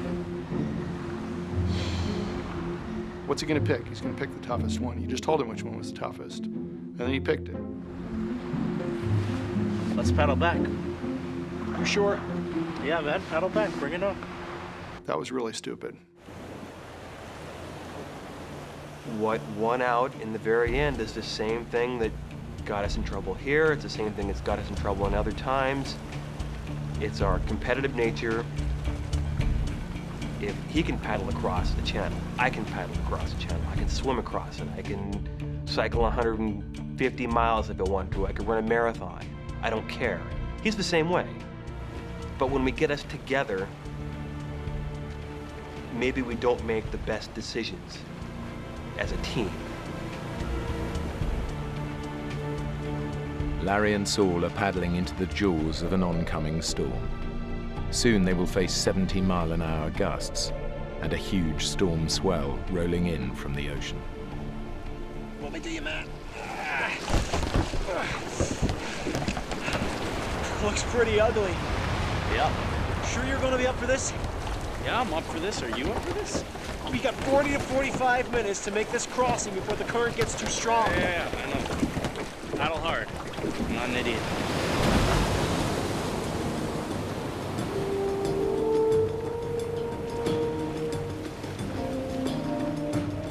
The conditions now are dangerous. But if they don't move quickly, Larry and Saul will face far worse. In less than an hour, the tide will turn and all the water in the channel will surge out to sea, taking them with it. Rosario Strait is 20 miles wide of water, with the water cranking through there at a peak faster than any of the rivers that we bother to measure, you know, the Mississippi, the Amazon, the Nile, any of those. So you just imagine the biggest river you've ever seen in your life and multiply it by 5 or 6 or 7. Hey, Saul! Hey, I'm taking on water here. There is a technique for paddling into waves that stops them splashing into the boat. Saul! But Larry doesn't know it. Hey, I'm still taking on water here. Normal? Look, Larry, are you watching me? Okay. I have been. Don't let the waves hit you side on. No. We'll minimize the water that goes into your boat. And dig with your paddle. Dig. Don't puncture the wave head on. Everything I'm telling him is just blah, blah, blah, blah, blah. It's a bunch of words. He ain't listening. He's confident at this point. He knows what he needs to do. And he's probably thinking to himself, Saul's full of crap. Dig with your paddle. Dig. Dig. Hey, I'm still taking on splash here. Larry, do you understand anything I'm saying? Saul! Stabilizing strokes do you no good. Saul! I have never been in a kayak before, okay? You said that you had. No, I didn't. Yes, you did. No, I didn't. Well, that explains it. Explains what? You better learn and hurry. I am doing what I can. Yeah, well, quit. Just paddle like I tell you, okay? He's trying to get me to put my nose into the wave, pierce right through it, take on the least amount of water possible. Number one, I didn't have the skill to do that at the time because I still was learning how to kayak, essentially. But number two, the waves were coming all the time. The closer they get to the middle of the channel, the more their progress is slowed by wind and waves. And now the powerful tidal current is pushing them dangerously off course. Larry, this current is gonna suck us out to sea! Do you understand? Saul, I think I'm sinking. Jeez, you just I am, okay? I'm trying. We haven't moved 10 feet in the last 10 minutes, man! I could sense some panic in his voice.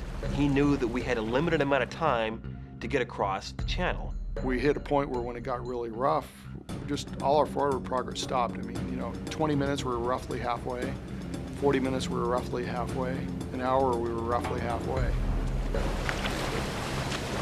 At this point, Larry's boat is so full of water, it weighs over a ton and is impossible to maneuver.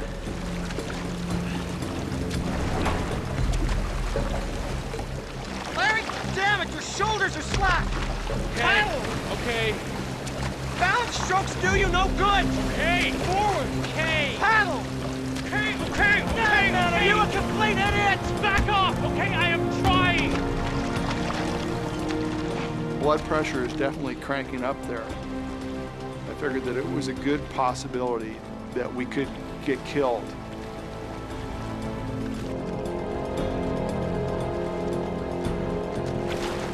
I was starting to have these doubts in my mind that we were going to be able to stick together. Your loyalty is to your friends, but then your first loyalty is to yourself.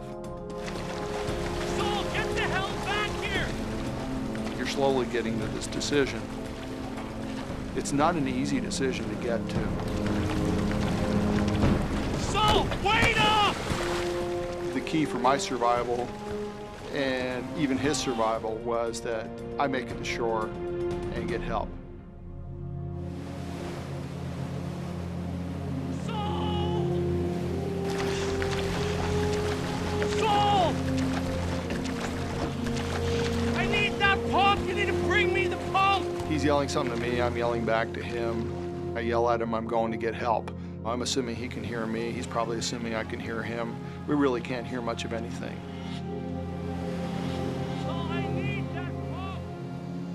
At the time, I was so focused on the pump, I wasn't focusing in on the fact that he essentially was abandoning me.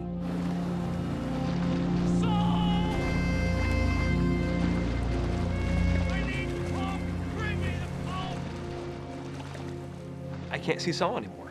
He's gone. He's just not there. You don't leave your buddies. You don't leave your friends behind. I love the guy, but he left me.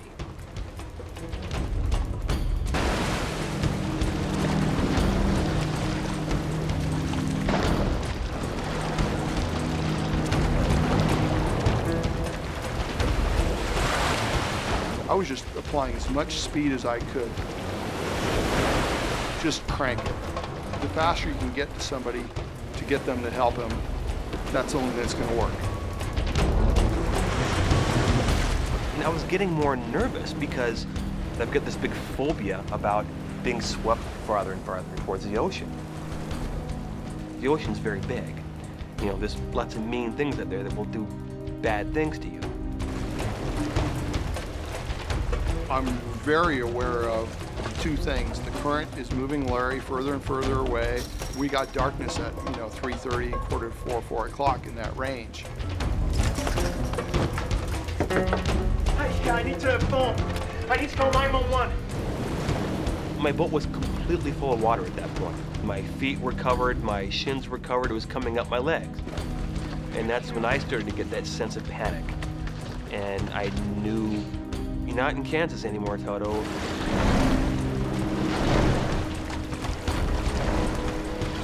This big wave just cracks down and everything stopped.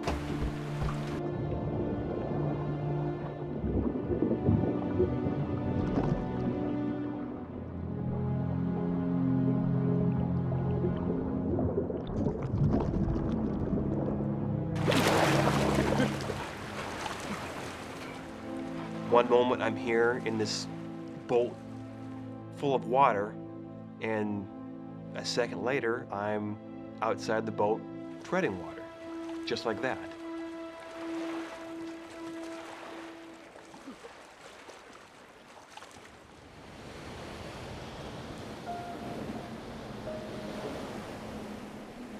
Less than an hour before dark, Larry is in the middle of the 3-mile-wide Rosario Strait. The tidal current is sweeping him away from land and into open water.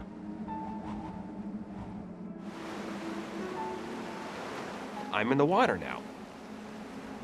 Not a fun feeling. Looking down and not seeing my feet, not seeing my shins, not seeing my knees, I'm getting scared at that time. Each minute is just, it's like some critical mass building and building and building, and it's not getting any better. It continues to get worse. It's getting dark, and there's no one here to not only save me or rescue me, but no one knows where the hell I'm even at.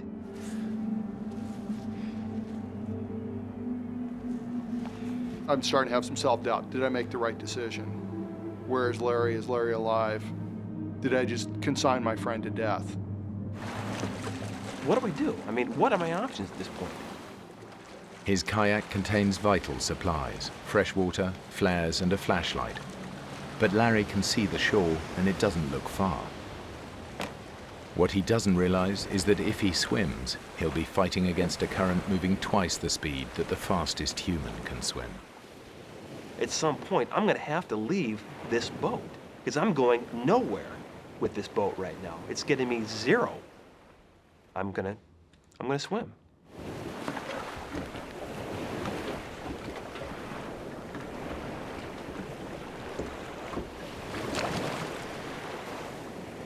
So I take off and leave the boat.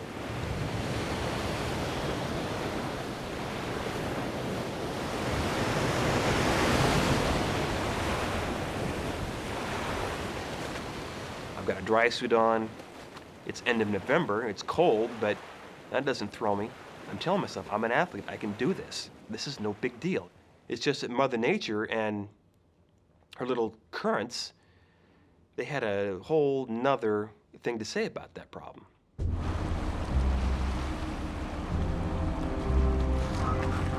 It's been an hour since Larry capsized. Now, a full-scale rescue operation is underway. But without the lights or flares from his kayak, Larry is all but invisible. I wish I would have grabbed the flashlight I had taped to the bow of my boat, which I didn't do. If I would have grabbed that flashlight, I probably would have been saved in half an hour.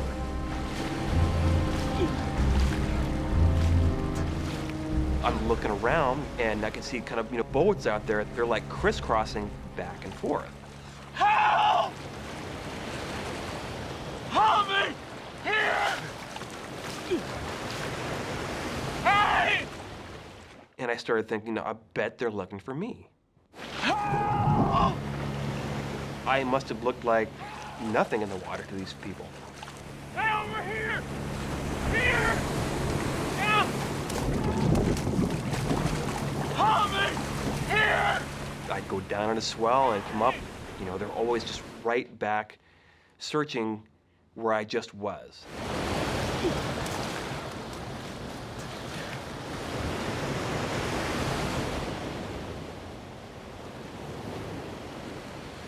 Not only was I a small person in a very big place, I was also a very vulnerable person in a very, very big place.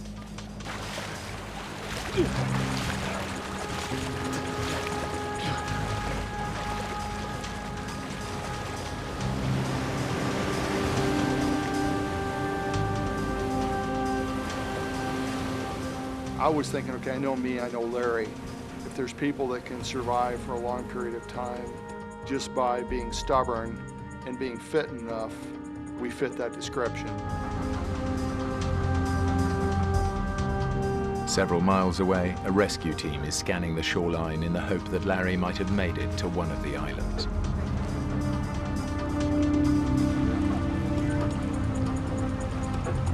Bravo 6, we have a visual on a red kayak on Burroughs Island. As soon as I heard that they were, that they'd spotted the kayak, it was just happiness. It was like, oh, great, Larry's fine. He's there, he landed the boat.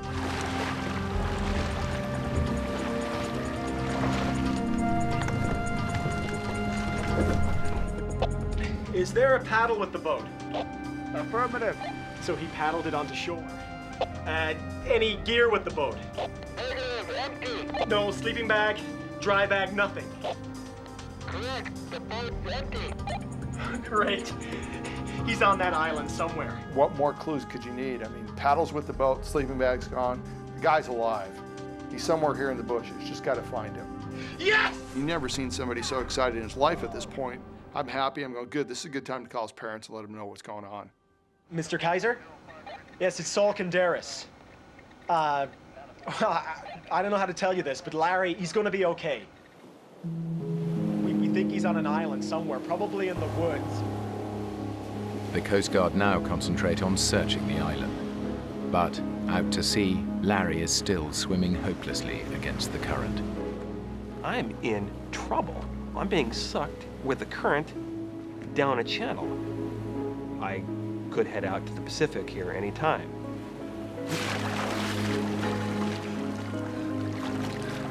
I saw a buoy off to my right. I'm thinking, I'm gonna see if I can maybe latch onto this buoy and not get dragged out to the ocean.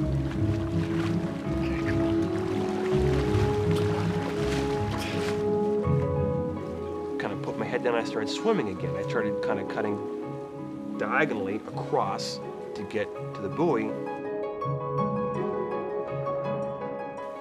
Head down, swimming away.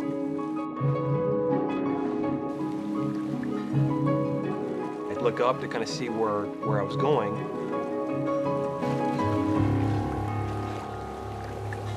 I was already past the buoy. The current has got me by the balls here right now, and I'm being pulled this way.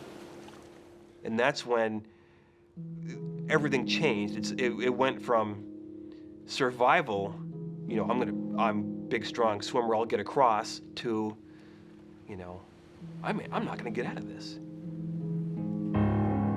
8 hours since he capsized, Larry is nearly 4 miles out to sea. But the Coast Guard are still searching the island where they found his boat. Because they found a paddle with it, they assume he must have paddled to shore. What they don't know is that Saul equipped the kayak with a spare paddle. Our best hope is that he'd be on the island right now. Yeah, he paddled here. He left a red paddle with his boat. Did you say red paddle? The red paddle's the storm paddle. It's tied to the boat. The boat with nobody in it would still have the red paddle. Did you say red paddle? Yes. No black and white paddle? No. Are you near the boat?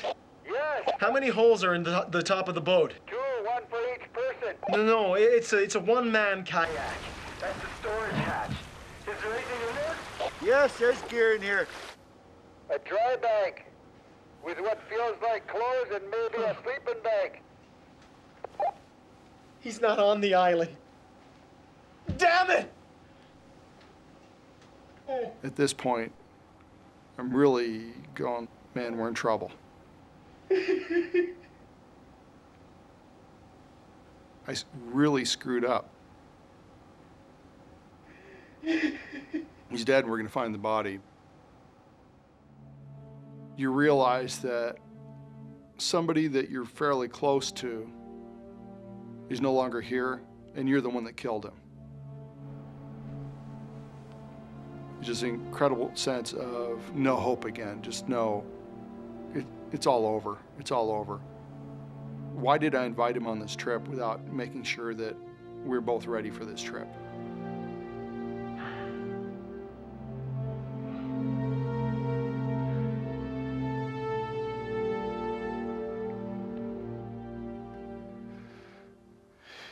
It's almost like saying, what the hell was I thinking?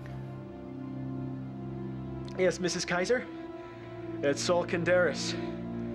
I'm sorry to call you so late. It was the hardest phone call I've ever made. It was nothing that in my life I'd ever expected myself to have to do was call somebody and say, hey, I just went out with your son and did something, and as a result of doing something, he's dead. You know, I took your son out, it was supposed to be fun. I got him killed. Shortly after midnight, the Coast Guard call off the search. They assume that in the morning, they will be looking for Larry's body.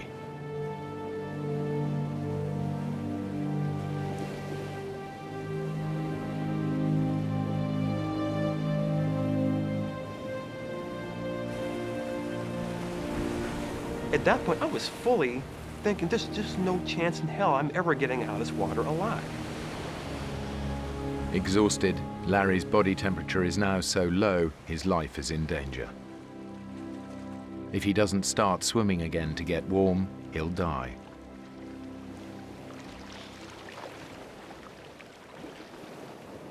I really thought, just end it now. Why even bother with this? I thought about, you know, trying to essentially drown myself.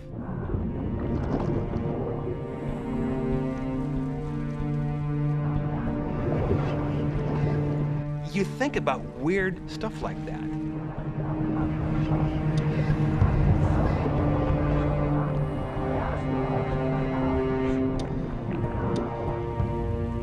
And that's when I started thinking about my mom. And I love my parents, I love my dad, I love my family. What do you say? You know, thanks for, you know, being my mom, quote unquote. I mean,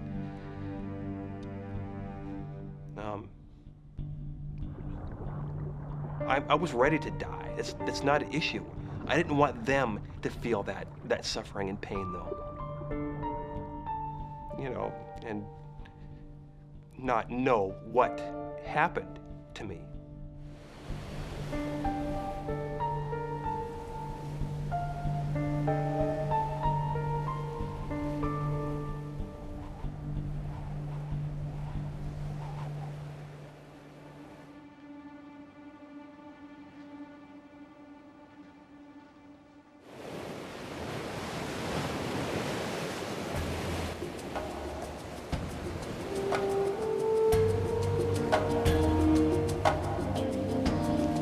That's where I made that decision to try to save my own sorry butt.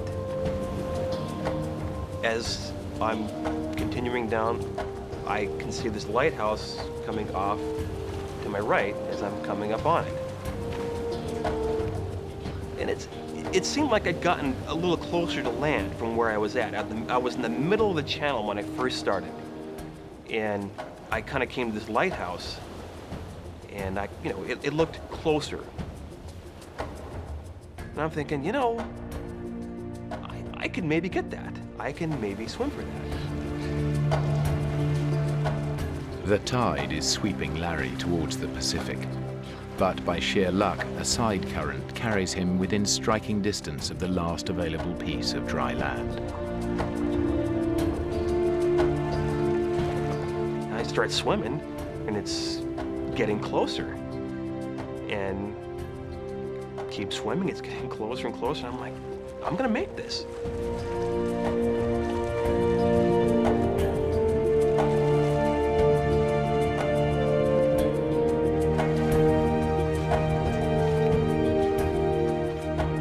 My God, thank you. You know, thank you, Lord. I come up onto shore, and there's this big rock right there, and I just swim up and put my arms around this rock. This is the most beautiful rock I've seen in my life. That's all I could think of. No one else, nothing else, just lie there and enjoy this rock. This stupid rock that was my buddy at the time. A feeling of relief.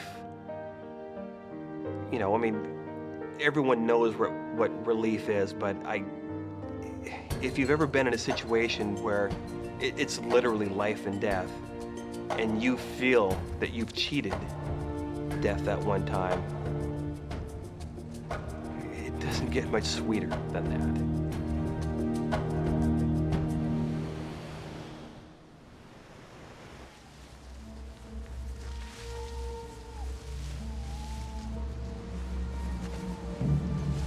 Larry Kaiser has survived 9 hours in a freezing ocean.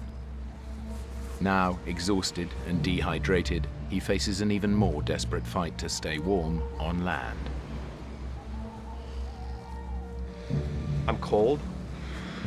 It's dark. I have no idea where I'm at. I thought about what the hell is Saul doing right now? What's he thinking right now? What is this man thinking? Is he thinking that I'm dead? Is he thinking he killed me? Is he thinking he's responsible for killing me? The big difference between him and I is there's just not a chance in hell I would leave someone like that. I wouldn't do that. No matter what happens, if the person I'm with is going to die, I will die with them. 4 hours ago, the Coast Guard assumed Larry was dead and called off the search. Saul is haunted by his decision to leave his friend behind. It wasn't an easy decision to say, hey, I'm just going to leave Larry. It was a survival decision. The key for my survival and even his survival was that I make it to shore and get help. Mike? Mike? What? What time in the morning did they start the search again? We did what we could, okay? You did what you could. Nobody's gonna blame you. What time? I don't know. Probably first light, 5:15. Okay. Thanks, Mike.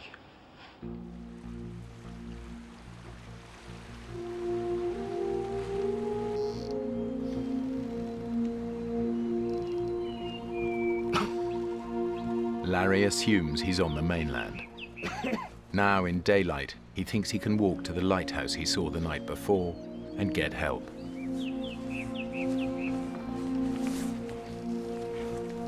At that point, to me, in my mind, absolutely the worst was over.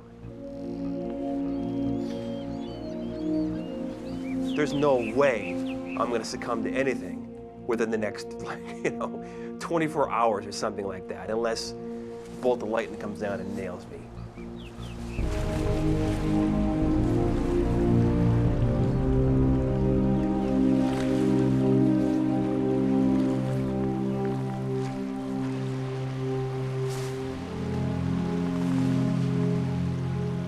I'm thinking, what is this? I'm on an island right now, and it's another mile across to get to land again. What's the first thing they tell you to do when you're lost?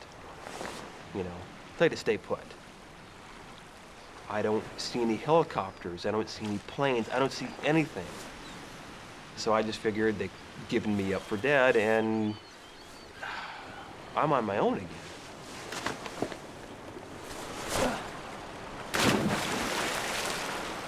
What am I gonna do? Just stand here at some stupid island and stand here the rest of my life? It's not gonna work. I'm not Tom Hanks. I gotta go out and get going here, for God's sake. I'm thinking, I'm an athlete, I can do this, I can swim that. I'm gonna swim.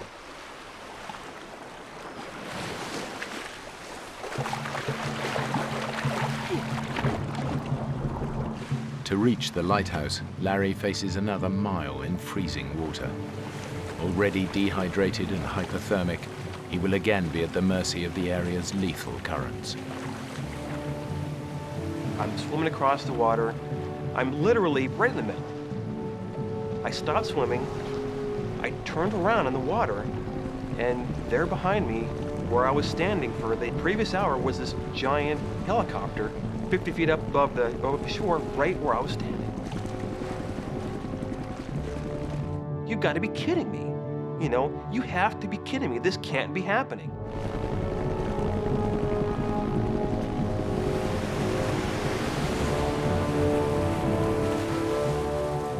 why can't I get rescued? I mean, why can't they see me?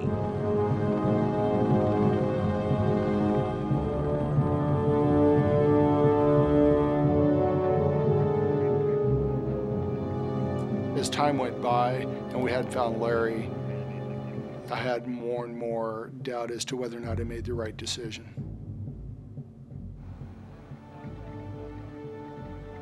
Not only did you get your friend killed, but it's proof you're a failure.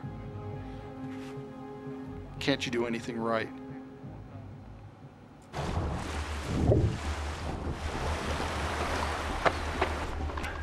Is there anybody here? Hello? Is anybody there? The lighthouse. It was uninhabited. Everything I do is not the right decision. Hello?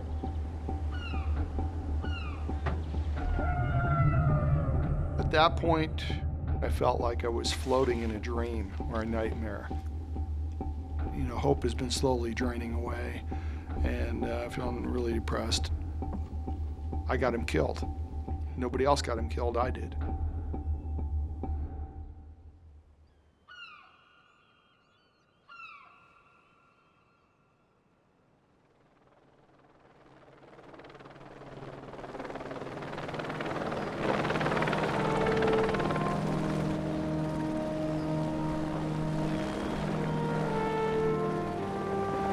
At 11:35 a.m., a rescue helicopter spots Larry and rushes him to the Ana Cortez Hospital ER.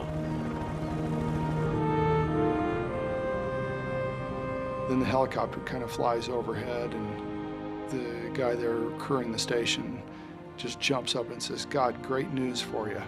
He said, "They picked your friend up and they're taking him to the hospital and he's okay." Man, was I happy.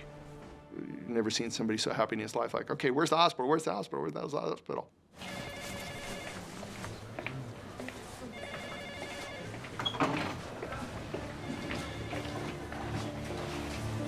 Nope. The zip's broken. I'm going to have to cut you.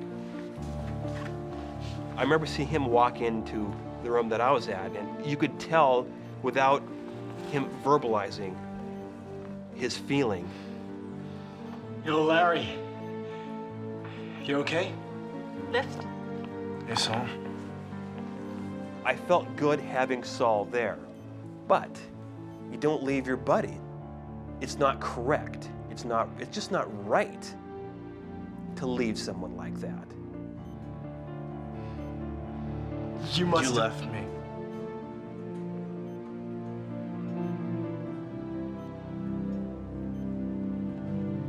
Sorry, go ahead. I'm just glad you're all right. Yeah, me too.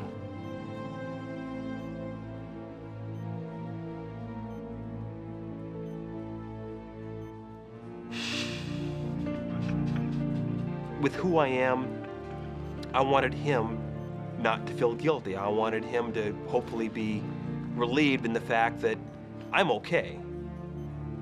Do I hold a grudge against him for doing that? No, I don't. It's just one of those things, you know, it's like, yeah. The main thing I remember is being so happy to see him. It was like better than any Christmas present is your buddy's still alive.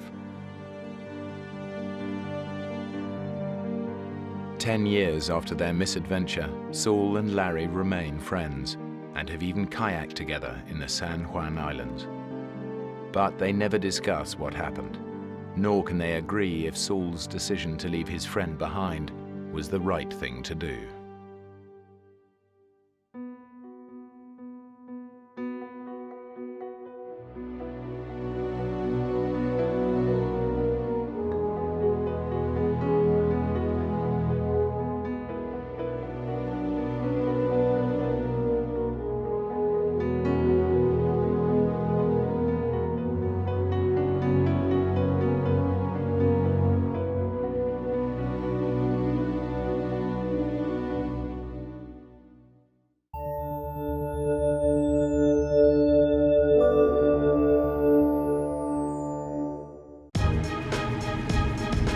an island wilderness, a hike through paradise turns into disaster.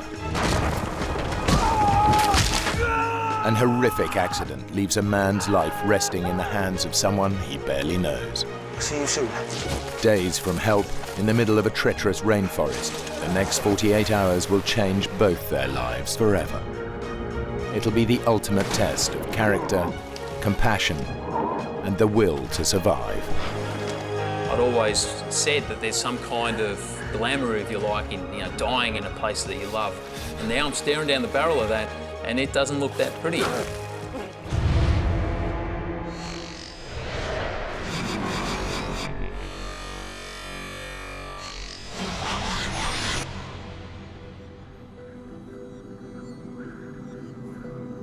Hinchinbrook Island, at the northern tip of the Great Barrier Reef.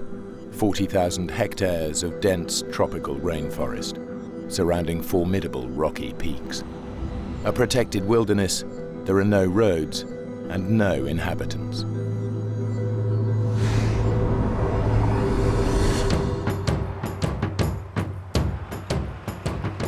It's exactly the sort of place that Warren MacDonald lives to explore.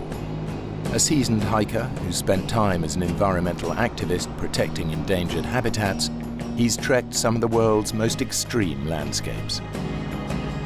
I've been hearing a lot over the years about Hinchinbrook Island and figured being so close, I should go and check it out. But it had always been on my map.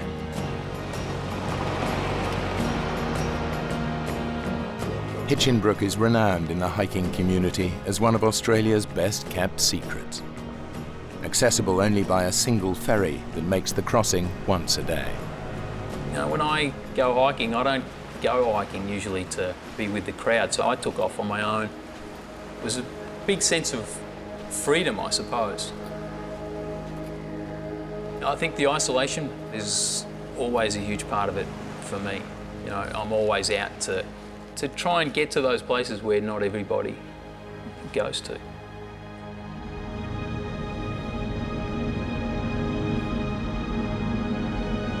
There are rarely more than a handful of hikers on Hinchinbrook, scattered along the island's only established trail.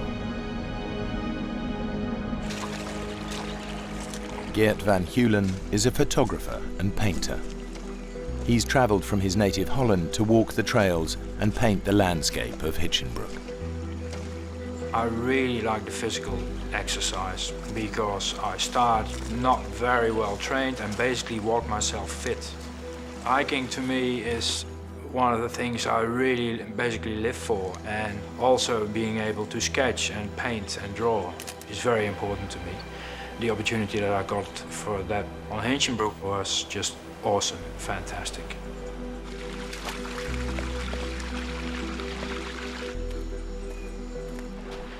Eventually got towards the end of the day and got to Little Zoe Bay, and first thing I noticed is there's a guy sitting down on the beach wearing a bandana basically, sketching the scene out on the ocean, and I remember thinking, wow, that guy looks pretty chilled out. Hey, how you going? Hey. I'm Geert van Keulen from Holland. Or McDonald's. Yeah, good to meet you. Me too. Straight away there was a connection. It's a beautiful place. I have some friends, got some friends in Townsville. They was talking about the Hinchinbrook, you know? What do you got there? It's the trail notes. Some trail notes for Mount Bowen. I was thinking to climb it, Take a look. Yeah, take a look.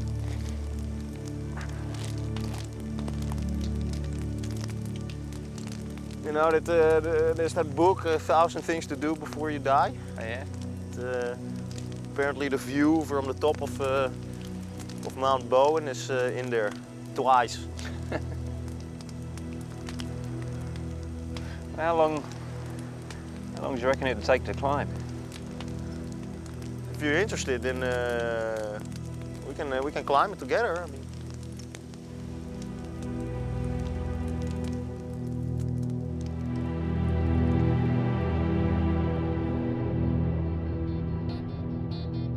So we made a plan to get an early start in the morning. We started walking out of the campsite and, not much was said between the two of us. I straight away noticed that this is a guy who doesn't really dwell on about stuff. Let's get on with the job. That was the type of guy that Warren was. We figured it'd probably take 8 hours to get to a high camp, and from there the next day we'd be able to make the summit and probably come all the way back down to the beach in that day.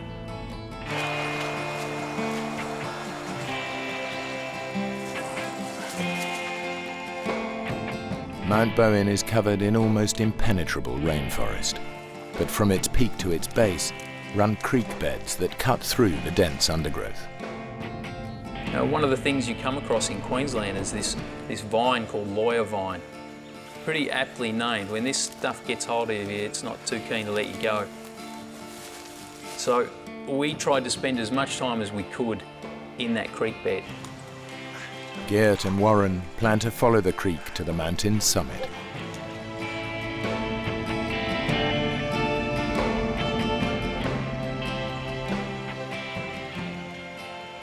We got to the point where we were basically hopping from boulder to boulder.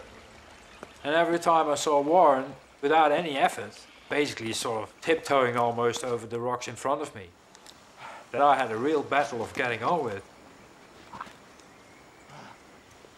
I don't know where I got it from, but I've got a pack on for the first time in 6 months and I'm bouncing like a gazelle from rock to rock.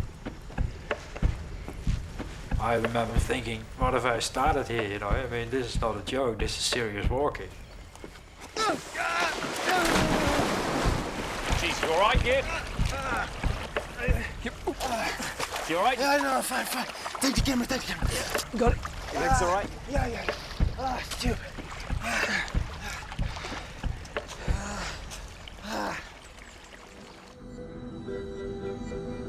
It came obvious to me that he was just fitter than I was. But at the same time, I was having a great time. And I like that sort of element in hiking very much. Why should it be easy? I might as well stay home. We'd probably been going for 5 hours or so when I started thinking, wow, you know, we don't look like we're anywhere near where we need to be. What do you reckon? I reckon we're in the wrong creek bed. I reckon you're right. I didn't feel like we were lost. I don't even know if I'd use the term geographically embarrassed. To me, it wasn't a huge deal. We're gonna lose the light, you know, soon. It's gonna get dark. We can't exactly camp here.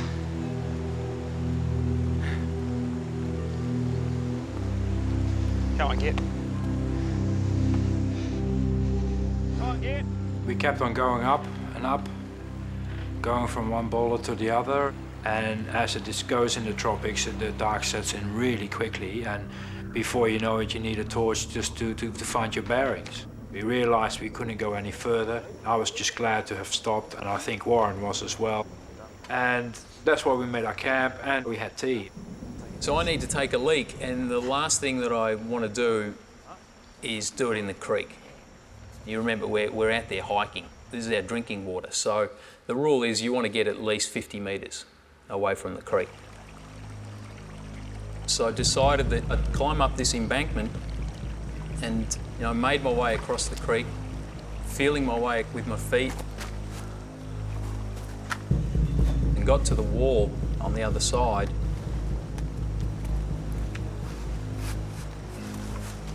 And got my foot up onto the rock. And at that point I heard a huge crack.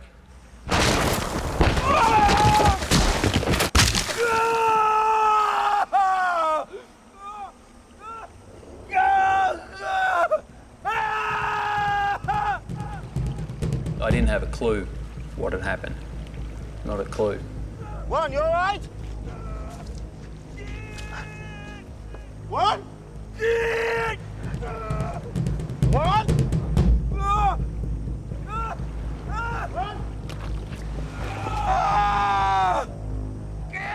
What? Jesus, what happened? I shone, and I saw a complete surrealistic scene. was a human being, and this huge rock was on top of him. At this point, it's totally all about the pain grinding down into my legs, and I need to make it stop.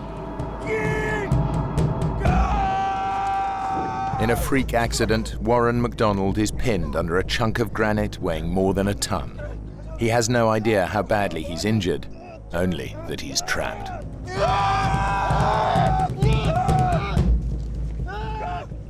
So we just keep pushing at this thing for a couple of minutes. It's incredible the negative energy that the rock actually gave. It was almost as though the rock was pushing me back. Nothing happened, and it's like trying to push a tank out of the way.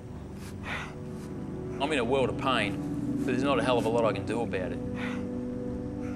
At some point, something kicks in, and I would almost describe it as some kind of primeval survival tactic. And at this point, I start directing Geert. Oh, Geert, calm. Just stay calm. All we need to do, we need to build a lever. We've got to find a branch. There's something we need to get a big branch. A little branch. I will be as quick as I can. Go quickly, Geert.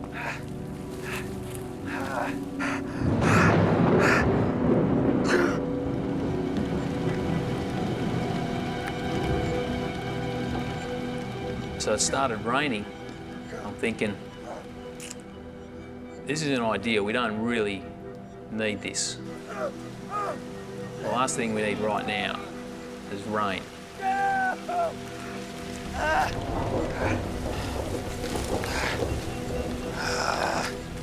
I can hear him downstream wrestling with trees and branches of trees, trying to break off something decent that we can use as a lever, and I can almost picture in my mind what he's doing. And obviously, I want him to come back as quick as he can. You know, I'm almost trying to will him to hurry up. You'll be okay, man. I think I got it. I'm coming, Wyatt. I'm coming, man.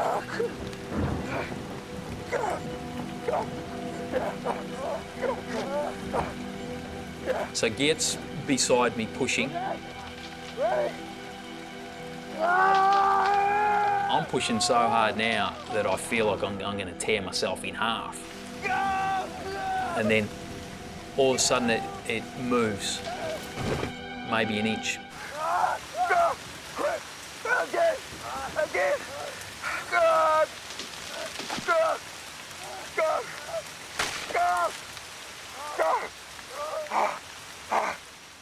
Do you know, all it really did is we helped it settle further onto me.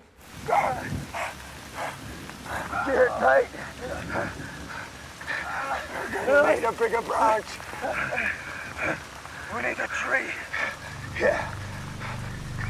Go get a tree. Okay. Get a good one. You're gonna be all right, mate. You're not tough bugger. Go get a tree. When he leaves, I start thinking about how I'm going to get down.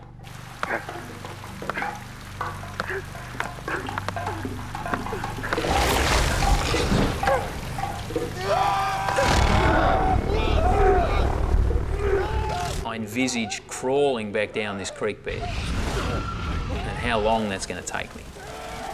I'm pretty sure that I got two pretty badly broken legs.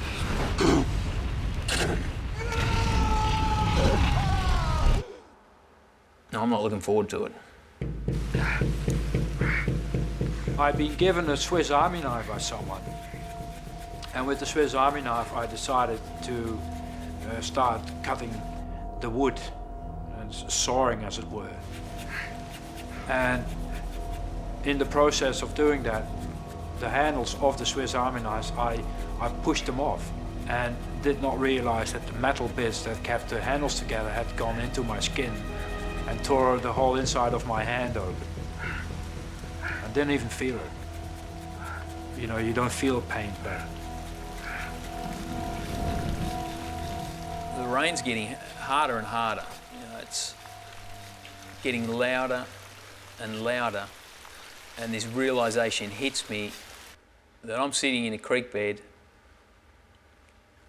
and the water is starting to rise. It's not going to take too long at this rate for it to go over my head.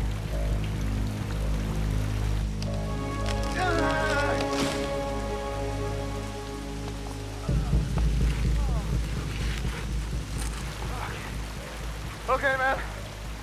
I got a good one. Where shall I put it? Okay, on my count here. 1, come on, 2, 3. Go! Come on! Go!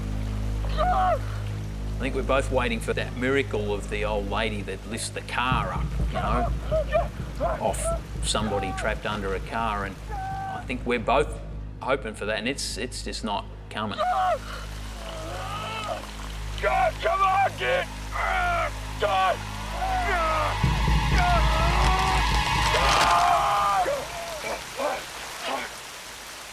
Okay.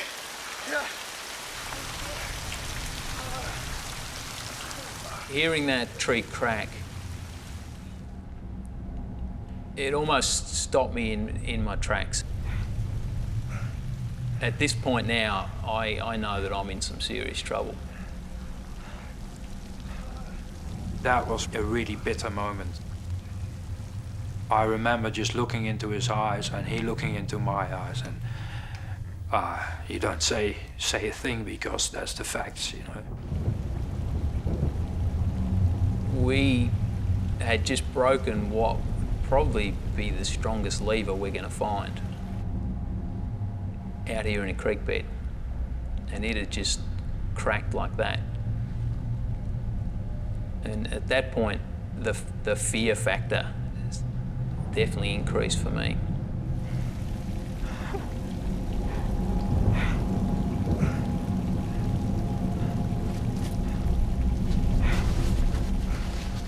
I had this incredible image which will never leave me. I looked in the rain and I saw his silhouette. I saw the silhouette. And the silhouette got exaggerated by the hood of the Gore-Tex jacket that he was wearing. And I could see that his head was to one side. I think that I heard him moan, and I think that I heard him cry. That's the only time that I think that I heard any complaint.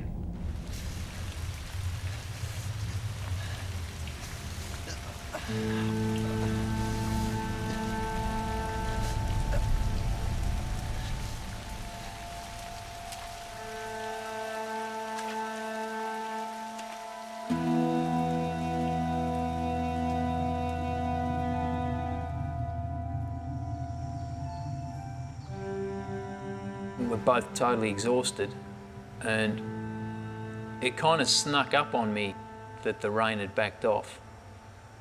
Finally, a bit of luck. Oh, we got lots of luck. It's just all bad. Maybe it's gonna be okay. What do you think? I think I'd rather be in my sleeping bag. I'm sorry. I'm sorry. You don't be sorry about anything, mate. You did good. You did really good. I sat next to him, and I put my arm around his shoulder, and just comforted him. And he didn't say much. He just sat there. All along, I think both of us held out this hope that we were going to be able to do something, that something was going to work. Up until that point, nobody wants to even contemplate the idea of him hiking out and leaving me alone. You've got a long journey in front of you, mate. You're gonna have to go fast. Sort out a rescue. Yeah.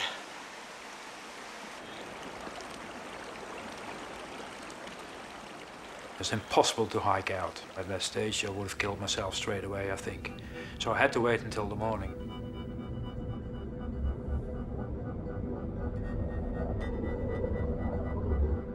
It's been more than 10 hours since the boulder fell on Warren. The torrential rain has flooded every creek.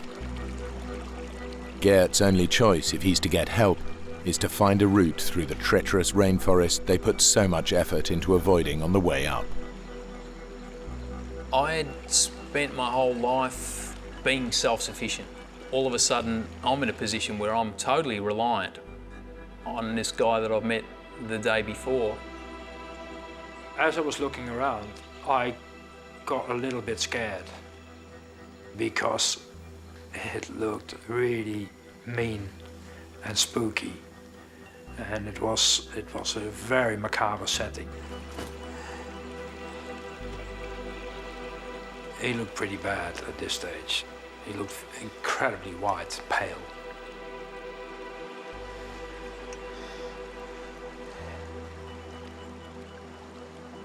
Give you something to do.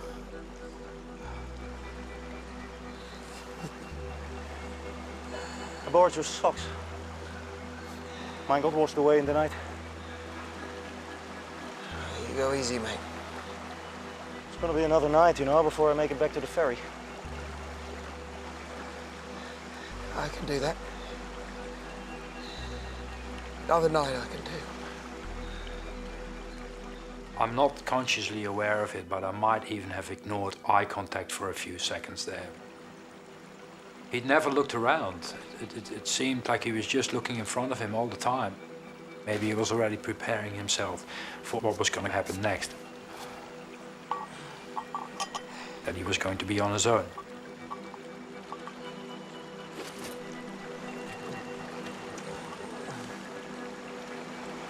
I'll see you soon.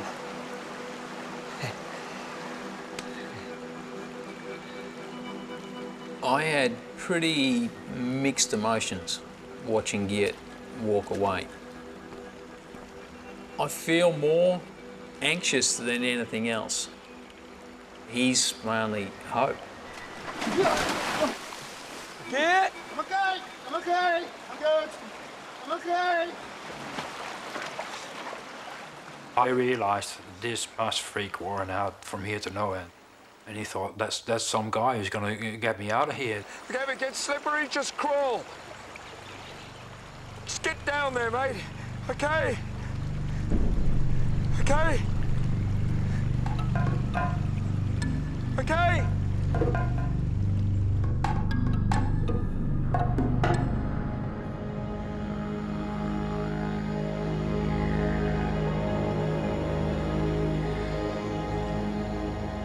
Everything is wet and high, and the incredible, enormous amount of vegetation.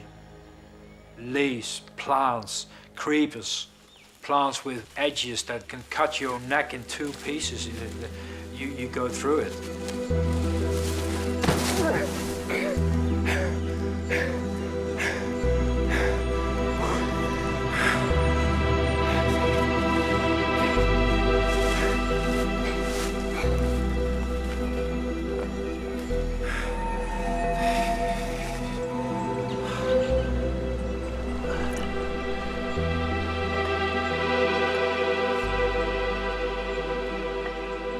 Always said that that there's some kind of glamour, if you like, in dying out in the bush, in a place that you love. And now I'm staring down the barrel of that, and it doesn't look that pretty.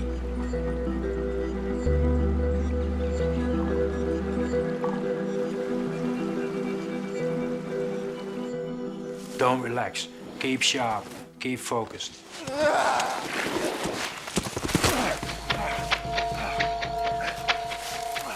Sometimes I'd hurried it a bit too much.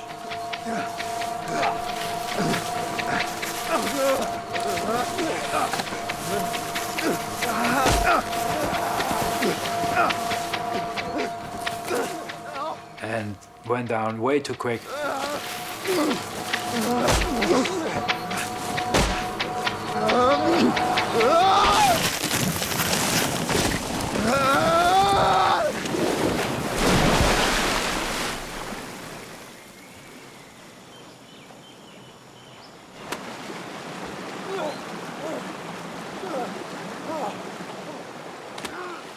And I'm really angry with myself. I'm thinking, stupid bastard, you know, calm down, take it easy.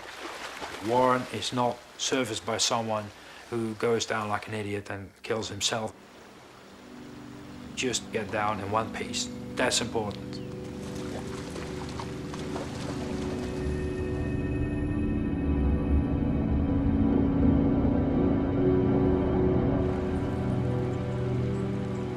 I found myself riding a roller coaster, is the best way to describe it, where at times I had to psych myself to such a point, it's just like, I'm getting through this. You know, I can do it, I'm coming out the other side, to taking this nosedive down into the depths of despair, in that's it. This is it. They're going to find you dead out here in a couple of days, and I found that I rode that.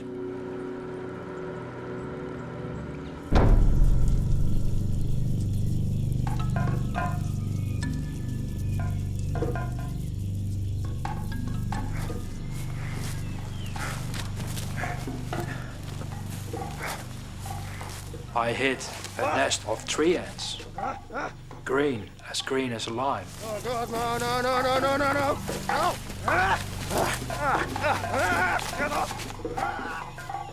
And all the ants came out and were all over me within a few seconds. I was covered in ants. And I saw a pool. And I just jumped in it with pack and all.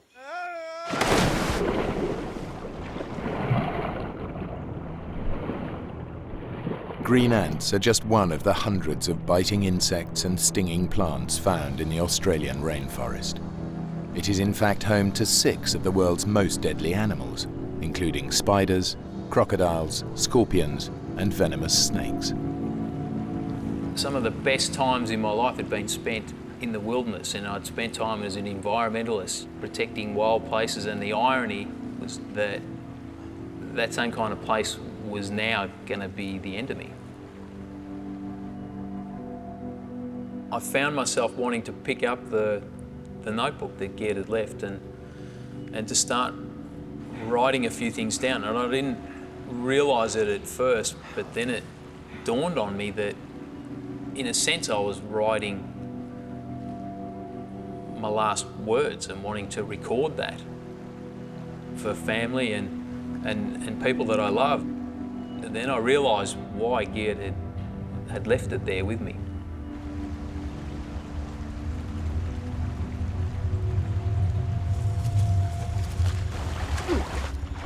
I kept on descending, falling down, slipping, sliding. I had to get down in one piece, and that was what I was concentrating on.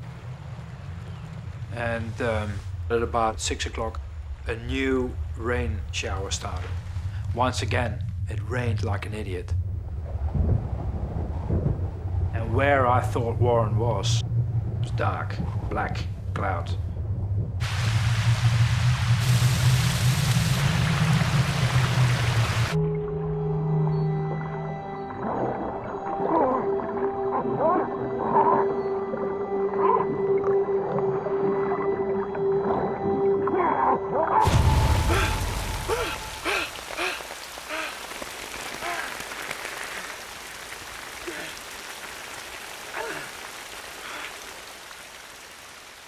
I'd been hallucinating. I felt nauseous, couldn't keep anything down, was probably hypothermic. And starting to feel sick like that was really a sign to me that I probably wouldn't last that much longer. Help! Get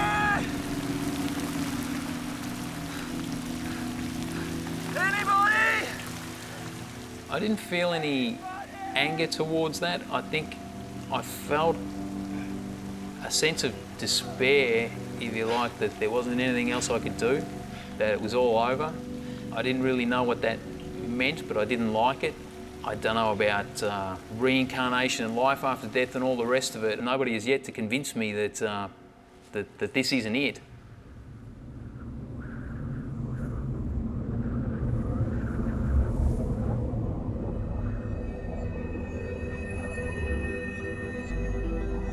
I hadn't slept well.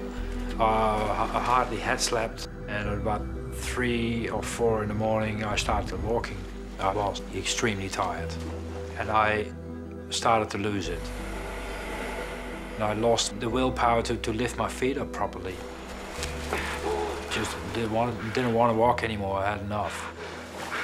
I couldn't care if there were a few moments there that I couldn't have cared if I just dropped there and fall asleep. What the hell are you doing up here anyway in the first place?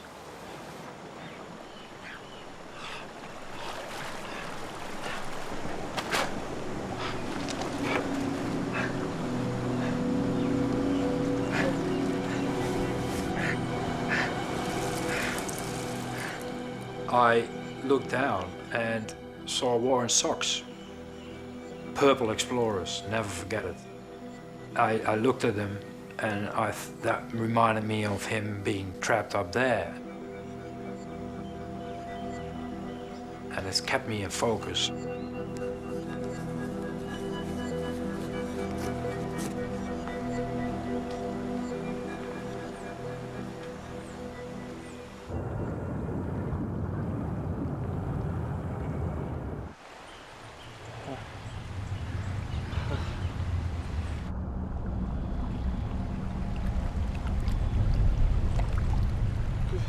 So it must be mid-morning that I notice in the pool of water around my right foot that there's this red cloud.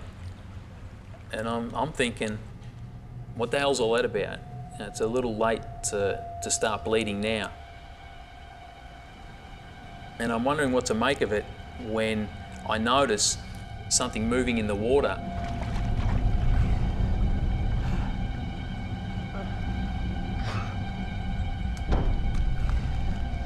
And realised with horror, it's a yabby, a freshwater crayfish. As if things hadn't been bizarre enough up to this point, this guy's nipping away at my foot. I feel like now like I'm living in some kind of horror movie. Well, I grabbed a branch from behind me and just started spearing it, trying to take this guy out. Go on. Get him. What made it even worse was that I couldn't feel anything, and that he could have been there for hours. He could have been there all day.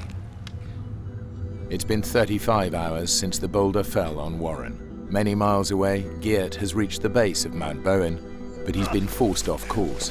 He's only a few hours left to traverse almost 10 miles of rainforest if he's to make the single daily ferry and get help. Everything was sore, I was bleeding, wounds all over the place. That was just hell.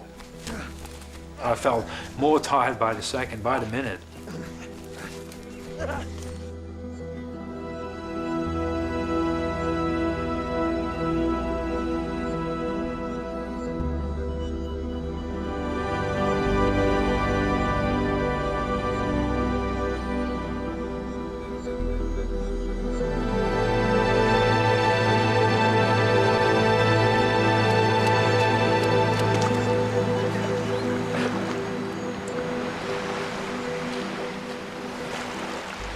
Started vomiting.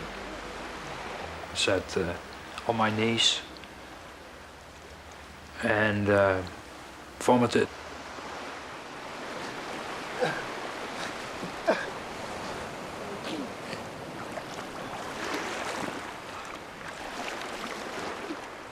Straight away dawned on me to keep going and not to sit down and start thinking. There was still no time for that.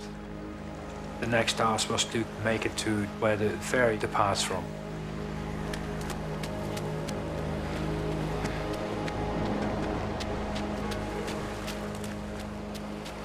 I saw the silhouettes of two people near the spot where you come onto the beach after you get dropped off by the ferry. And that gave me enough energy to actually make it. I had the feeling as though you see in Vietnam films when a veteran comes off the battlefield. All of a sudden it seemed so unreal to me what was happening that I thought, which authority is going to believe me? And how are they going to get a rescue party up here if I come along, because they won't believe me? It's only a short distance from the beach to the ferry, where Geert's efforts are rewarded. The ferry has not yet departed. The ferry captain, from the very second that he saw my eyes, he knew that some serious thing had happened. Yeah, copy that. Just stand by. Mate, the rescue services are on their way. Thank you. They want you to wait on the beach.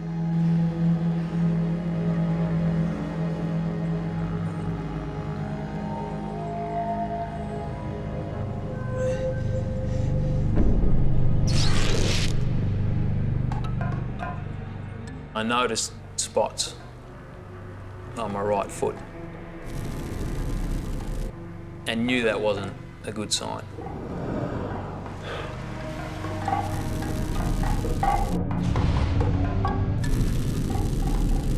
The thought crossed my mind that I would lose that foot, and I thought, don't even go there. You got enough on your plate to deal with right now.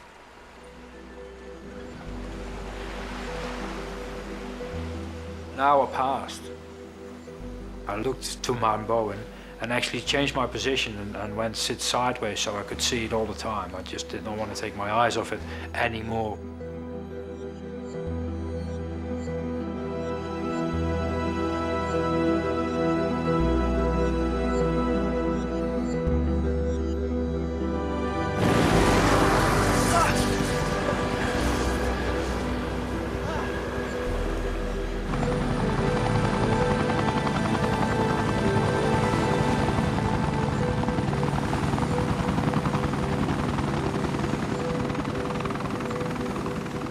The doctor was very calm, looked at me and he said, he gave me a very friendly nod. Hi, we go up now, and where do you think that we can find him? I asked Geert what position and what condition Warren had been in when he left. We had to make a guess that what we would take would be extrication equipment, that is something adequate to lift the boulder off, and perhaps material to do an amputation if we couldn't get the boulder up. We weren't sure where we were going, what we would find. Yeah, it was okay. Yeah? Yeah, no, actually it wasn't that good. I mean, really, it was not this morning. I mean, yesterday morning. Right about now, I've all but given up. You know, I'm convinced that something's happened to Geert, and I'm basically just waiting to die. Yeah, left there. To the left, go to the left. Copy that.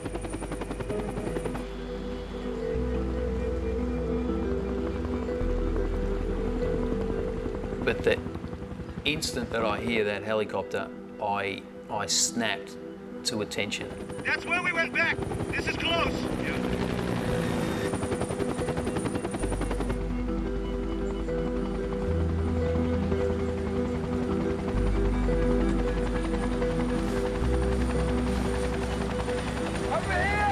Something major has just changed in that I'm no longer alone.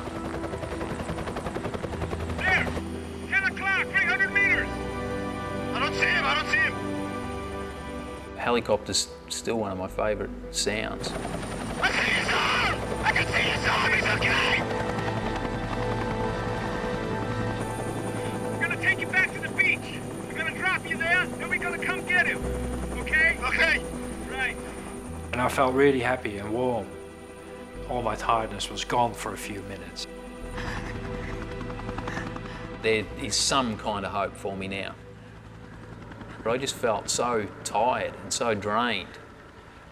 I knew that I was nowhere near out of the danger zone yet.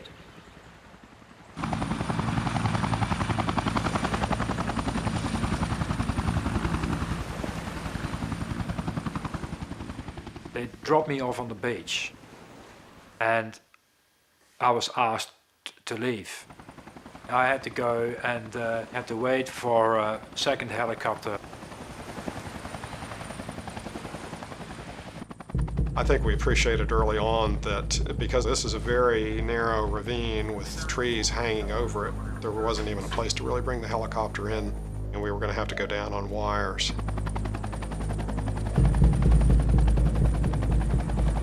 You know, even if you've had years of experience at doing this, you don't approach a landing like that without fear and trepidation. 5 mile an hour crosswind. All right, out and clear. 2 meters to canopy. I was at the end. I was at the end of the rope. And I start to slip in and out of consciousness. 1 meter left. 4 degrees. Slow. I'm spinning. Compensating. Steady it. Crosswind's picked up. Copy that. Easy. Easy. Steady it. Okay, all right. I'm down. Clearing line. Copy that. Well done. I had the clear impression he was dead when I approached him under the boulder. I thought that this is just a devastating injury. This is not survivable.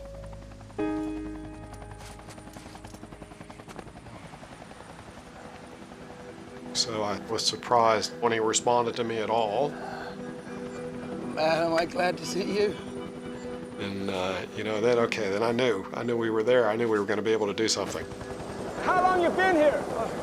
I don't know. Now, are you allergic to any drugs? Like anything you can give me. And we got some equipment to take the boulder off, but it's going to be a slow process. You just hang in there, okay? Now, you hold this. Keep it under your arm, okay? Right, that's it. Keep the pressure on, otherwise you'll be losing fluid. I would say for the normal mortal man, I would have expected him to die, honestly. If not fairly immediately, perhaps when we were to remove the boulder, there's a chance that toxins from the necrotic tissue, his legs would enter his circulation and just push him over the edge as far as acidosis and electrolyte imbalance is concerned. Quite the operation. It took about 2.5 hours for him to lift the rock off me. He could have died at any moment, I believe. 1, 2, 3. Get off me! Get off me! Stay with me, now breathe. Physically, he survived the rescue attempt, but, you know, from a physiologic point of view, the guy's still in profound shock.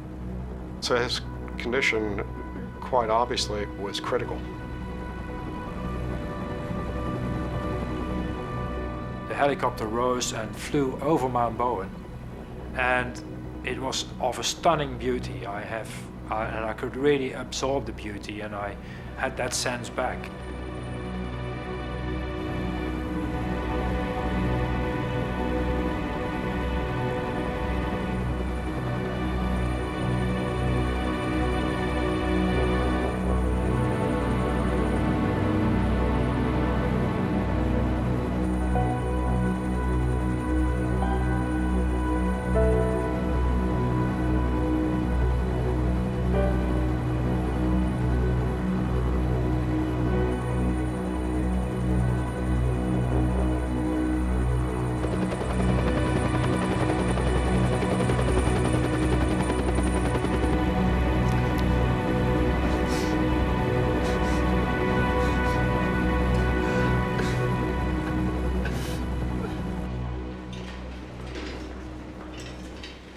As they were wheeling me into the hospital, I knew that I was in incredibly bad shape and nowhere near out of the woods yet.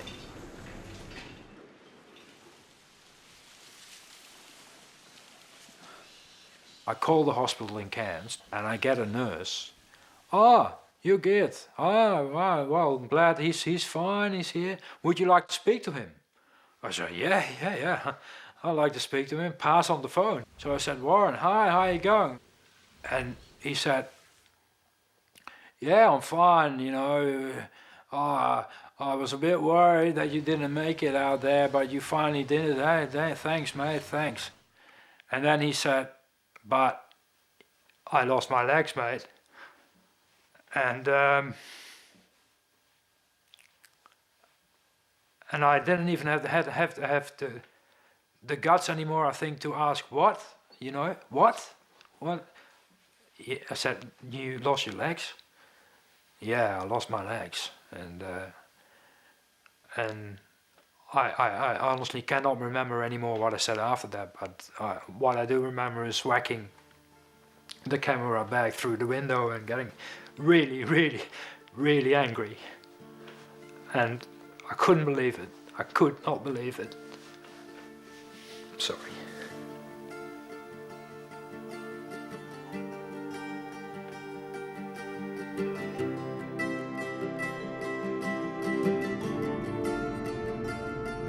I think the single biggest thing that helped me survive was that I had sort of spent a lifetime taking myself outside of my comfort zone. And that definitely helped me get through. And it's helped me deal with life the way that I have to deal with it now.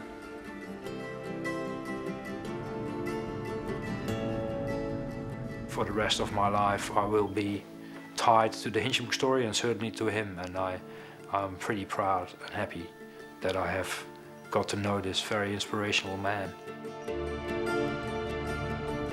You have asked me 5 years ago, of course I'd rather be running around on 2 legs. But I think it's changed me so much and allowed me to see things so differently.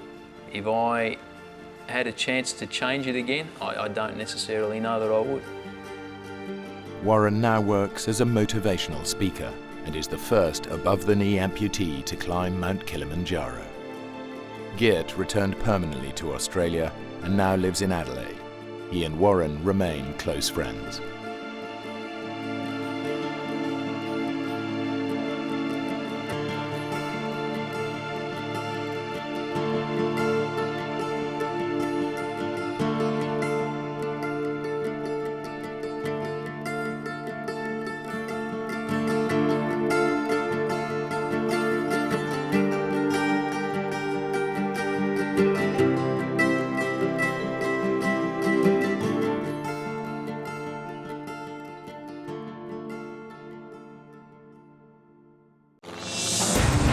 Hey, what's that?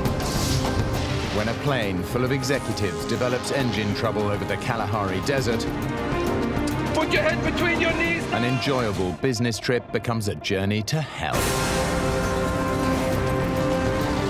Badly injured, the survivors are vulnerable to attack by animals.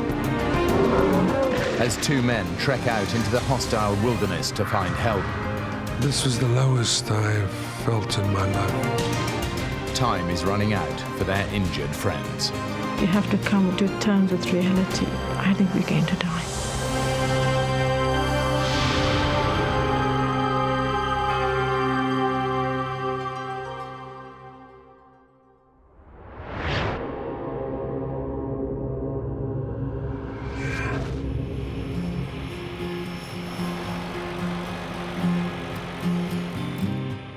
Carl Duplessis is executive director of a thriving courier company in South Africa. He lives in Johannesburg with his wife and has 2 small children. Today, he's chartered a private plane to take him and his team on a promotional tour of Botswana.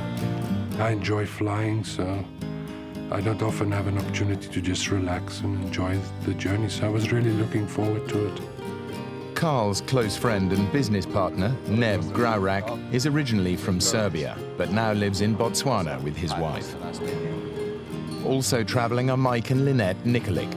They just got married and are hoping to start a family. Lynette is from Botswana, and Mike is from Serbia like his friend Neb. I had experience flying with the small planes, and they've always been my concern. But it's quite a normal day. Nothing really that you could sense or see there are problems. Lynette's not so sure. I am looking forward to the trip, but I was just feeling a bit uneasy.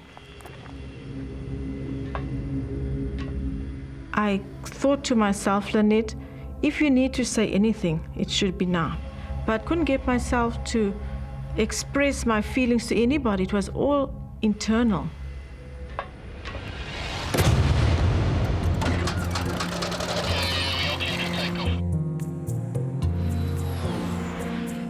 These entrepreneurs are used to the advantages that come with success. Today, their chartered plane is taking them from the capital of Botswana, Gaborone, to the small town of Maun, 600 miles away. It's a 2-hour flight which will take them across the vast expanse of the Kalahari, the desert whose very name means the Great Thirst. Guys, help yourself to some soft drinks in one of those coolers. And where's the champagne, caviar? We're having fun. I'm sitting next to the pilot and I'm really enjoying the flight. And behind me, Mike and Lynette's just talking. So it was quite a jovial atmosphere. An hour and a half into the flight, Lynette is still uneasy. For some reason, I was becoming claustrophobic.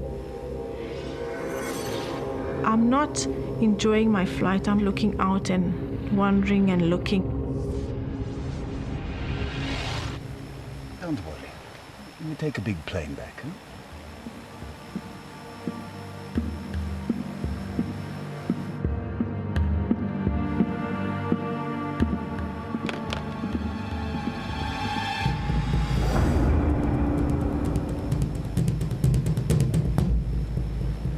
I looked towards one wing, the engine, and I saw a bit of oil coming out of the wing.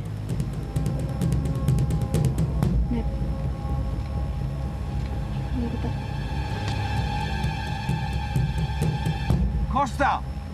What? There's oil coming from the engine. First of all, there were drops, and then it becomes a proper brownish line. Pilot Costa Macandonatis tries to reassure the passengers. It's nothing serious. Just sit back, keep your safety belts on. Without oil, the engine will seize up and could catch fire. Costa has no choice. Hey, what's that? Mike. It's just a precaution. I had to shut off the port engine. The plane should be able to fly on one engine. But in the African heat, the air is thin, and with a full passenger load, it begins to lose altitude. We need to make a precautionary landing. Costa radios the control tower to get his coordinates so he can find a landing strip nearby. What are they saying? You can't pick us up on the radar. Just look for a landing strip. There's nothing out here. You've got to keep on flying. I'm losing altitude. I can't. Gaborone requesting our position. Their only lifeline is the radio. Gaborone? Gaborone. Damn! Lost radio contact.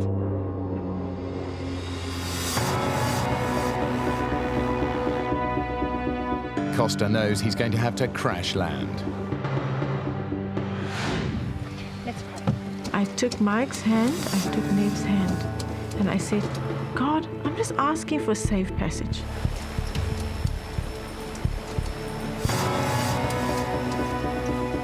All I know that I have maybe a minute or a minute and a half to live, and I'm just worried about my children.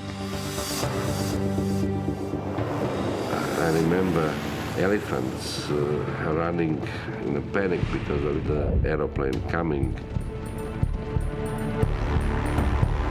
I just saw the earth coming closer and closer and closer. I know that air crashes, you really don't survive. Put your head between your knees now!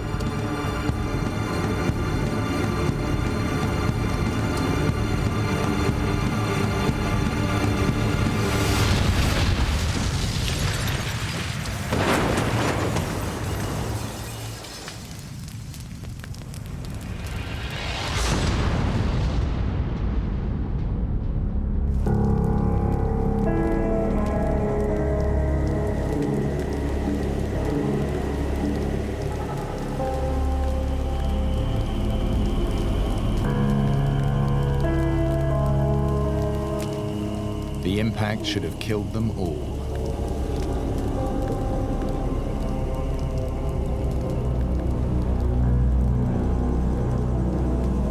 I'm still alive.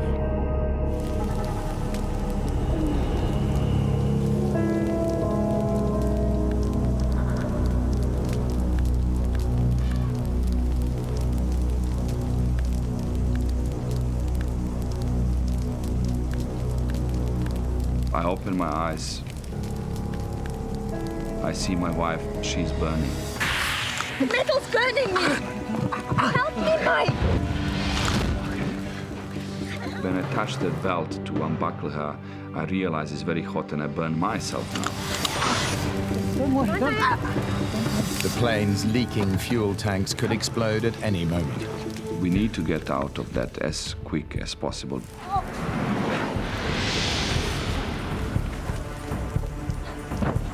Your body is kind of state of shock. You try to get up and you just fall down.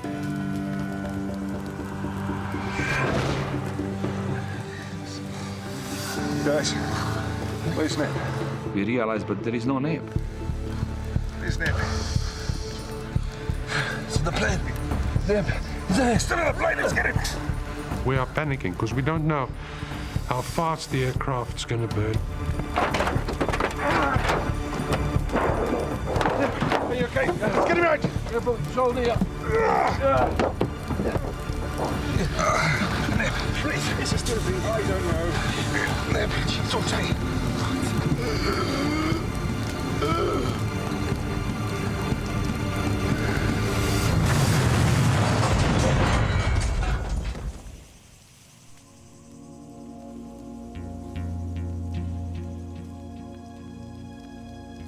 The survivors are shocked and injured. There's lots of blood around. My nose was broken. Mike, Costa, and Carl's injuries are superficial. But Neb is in a bad way.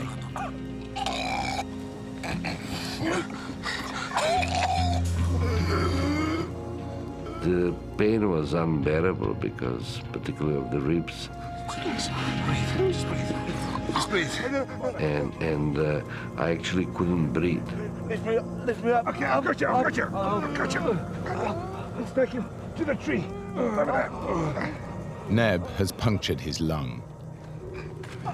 He has to prop himself up in order to breathe. I couldn't lie down. I had to stand most of the time. And I was hugging the tree.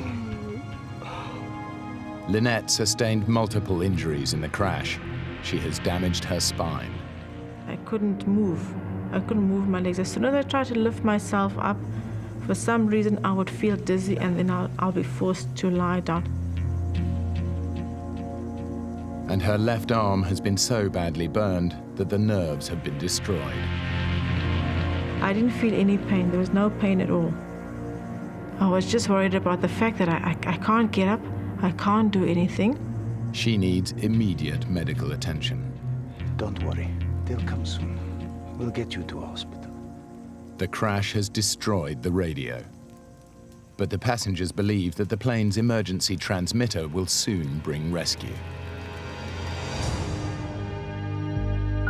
As the afternoon wears on, they begin to have doubts. We're realizing now that it's getting dark, nobody can land. So we're getting used to the idea that we need to spend the night here. Almost everything that might have helped them survive a night in the bush has been destroyed. Anyone got matches? They need to find a way to ward off predators. It is a sample only. It's for promotions. Oh, we've got to get the fire going and keep it going all night. Who knows what's crawling out there? I was very concerned about the area where we crashed. When I look at those trees, I was thinking this is a perfect area where leopard is living.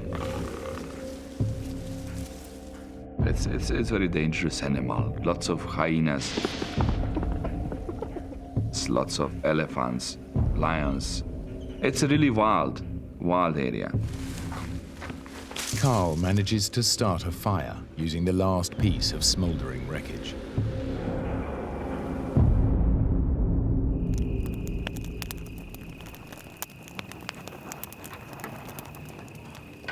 The pilot and the executives prepare themselves for a terrifying night in the bush. They know it's a dangerous time.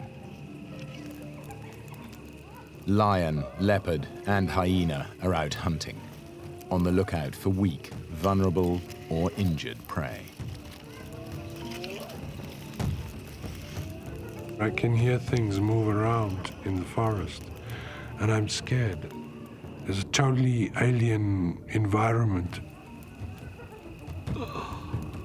You can feel the presence. There are they, you know, you don't see them, but you can feel there is something is around you. The only thing that keeps them going through the night is the knowledge that they will be rescued in the morning.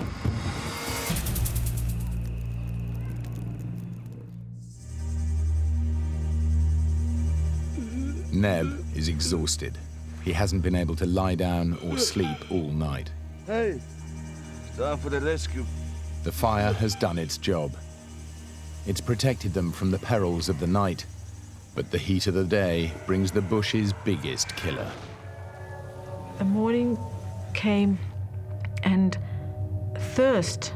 I wanted water. It was something that I needed desperately.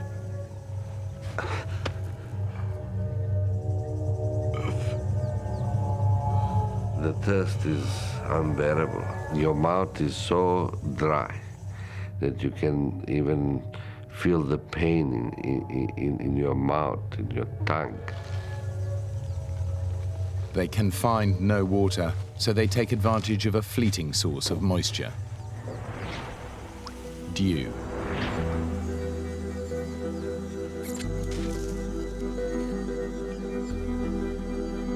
You get a little bit here and there, a couple drops, but it's not enough.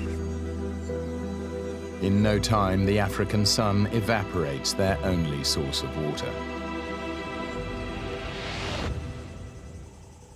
All they can hope for now is that rescue will come quickly. We're under the impression that there's an emergency transponder unit in the tail transmitting our position. So if people look for you, that they will be able to find us. I can hear a plane.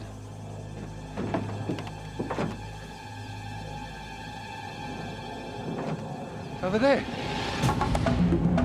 Over here! Help! Over here! Oh, let's make some smoke! Over here! This way! Help! Over here! Help! Over here!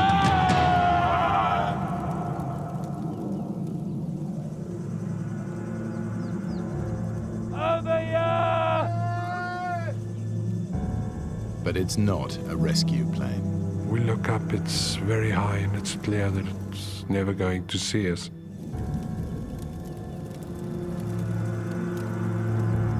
Carl can't understand why the emergency transmitter hasn't brought rescue. If you check if it's transmitting.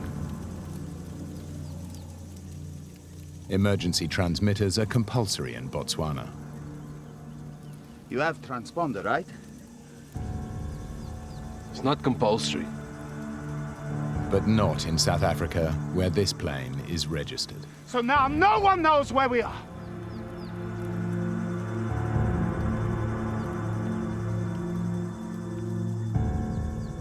We're realizing now that things are not so straightforward as we thought. What is going on? They'll be here soon. Their only hope is that planes will search the flight path and spot the wreckage. But as the morning drags on, there is still no sign of rescue. I find it very strange that nobody's looking for us. And what goes through my mind is this absolute feeling of being stranded, of being just total desolation. Realizing that time is running out for Neb and Lynette, Carl decides he's got to do something. At this stage, I make a decision that I'm going to walk. to go and look for assistance. Mike. Costa.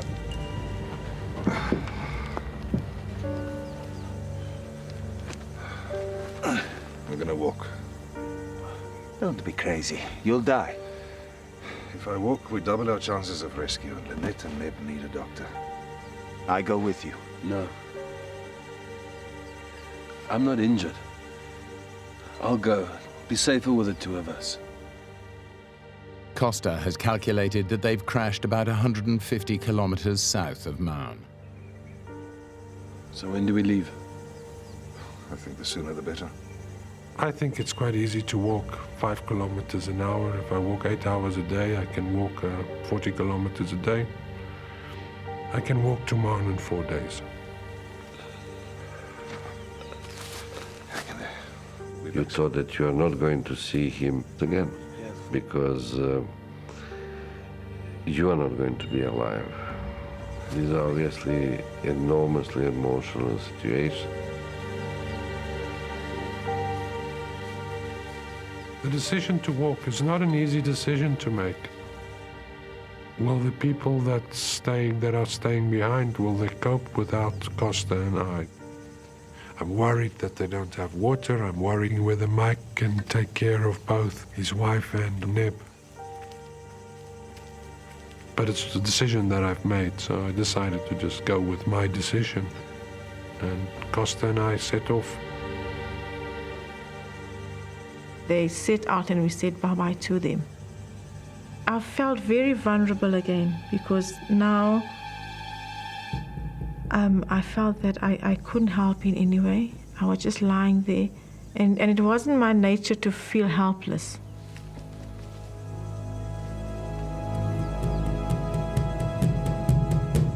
Mike has no idea how long he'll have to cope alone. If I collapsed, then things can go bad. Mike was my lifeline. It was very frightening because now I felt this is getting very serious.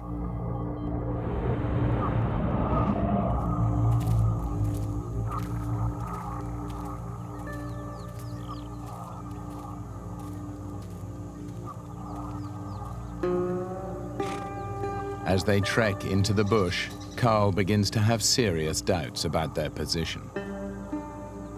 I'm asking Costa all the time, where are we? Where are you? Are you sure where we are? About 150 k's south of Maun, correct? Keep going due north, and we'll be fine. I have my doubts about this simply from the point of view as to why no planes have come to look for us.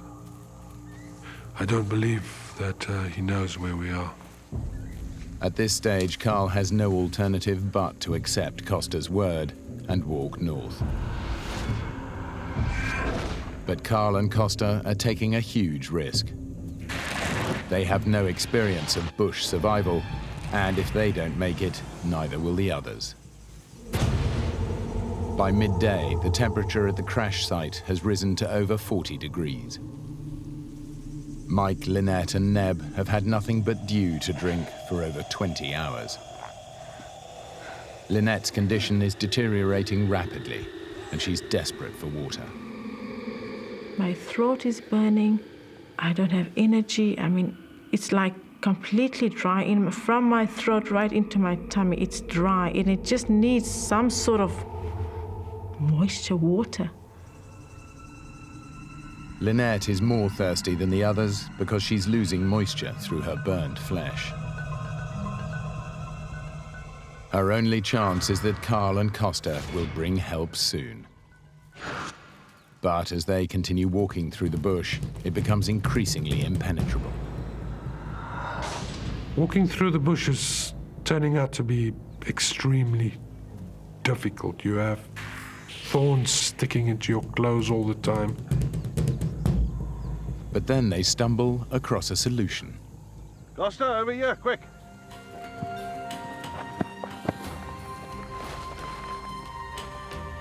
It's a track. They've found an elephant path. The whole area is crisscrossed by hundreds of these paths, made by elephants treading down the foliage and knocking away the trees. and it should lead them to water. The elephant walks from waterhole to waterhole, week in, week out, year in, year out, decade in, decade out. So it's a proper path. But these paths don't go 100% north. Carl and Costa's need to find water could get them completely lost and bring them face to face with the biggest killer of man in the African bush.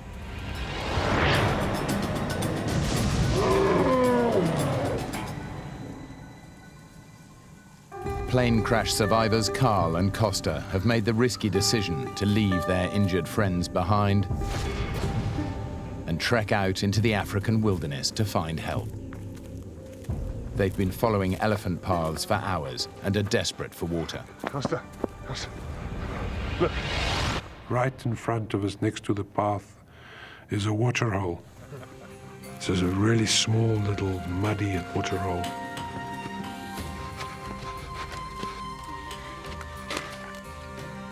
The problem is, the elephants got there first.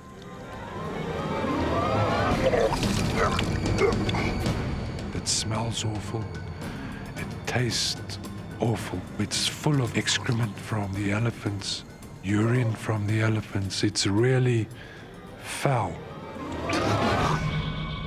The water is a breeding ground for dangerous bacteria. This putrid liquid might give them dysentery, which could be fatal. I'm concerned that it would have harmful effects on my body.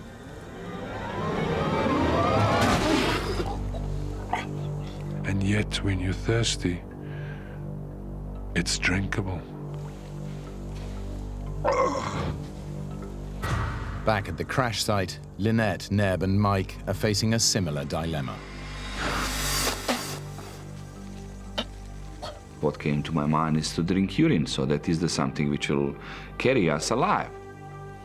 I was worried about kidneys, I was worried about dehydrating and things like that. There is nothing else we could do. But recycling their urine is a short-term solution. It will soon become poisonous. Facing another night in the African bush, their only hope is that Carl and Costa have reached safety and will bring rescue in the morning. We've now walked a whole day and we haven't come across any sign of people. We're exhausted, so we take one step out of the elephant path and lay down to go to sleep. What they don't realize is that they're blocking the path of a herd of elephants.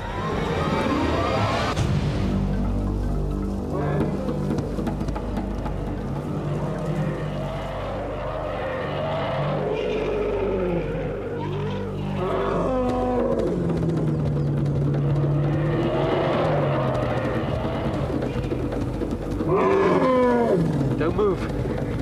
Don't move. It is absolutely petrifying.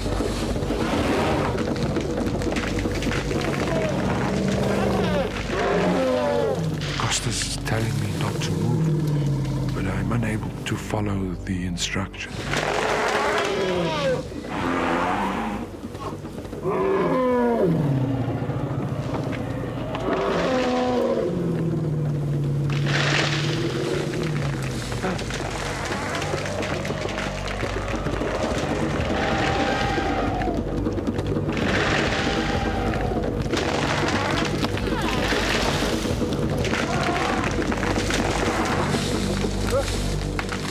Luckily, the elephant decides to warn them off instead of trampling them to death.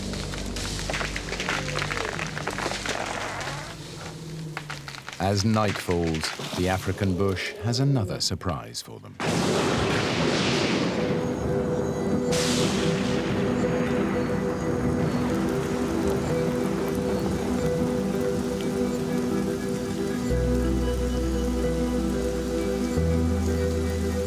The rain is a welcome relief, but Mike is struggling to collect it.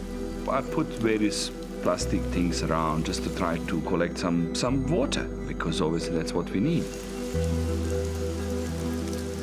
But the rain brings with it a terrible worry.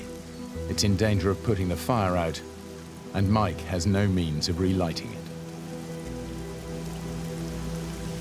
Without fire, they're vulnerable to attack by predators. I try even to go back to the aeroplane. I put something over the fire from aeroplane just to protect direct water coming into the fire. It was quite a task. Mike manages to save the fire, but before any water can be collected, the rain stops. The survivors are left as thirsty as if the rain had never happened.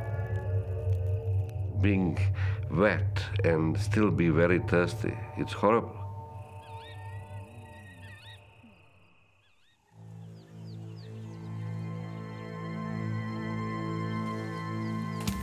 Carl and Costa have survived another night in the bush, but Carl is increasingly worried that they're nowhere near to Mound.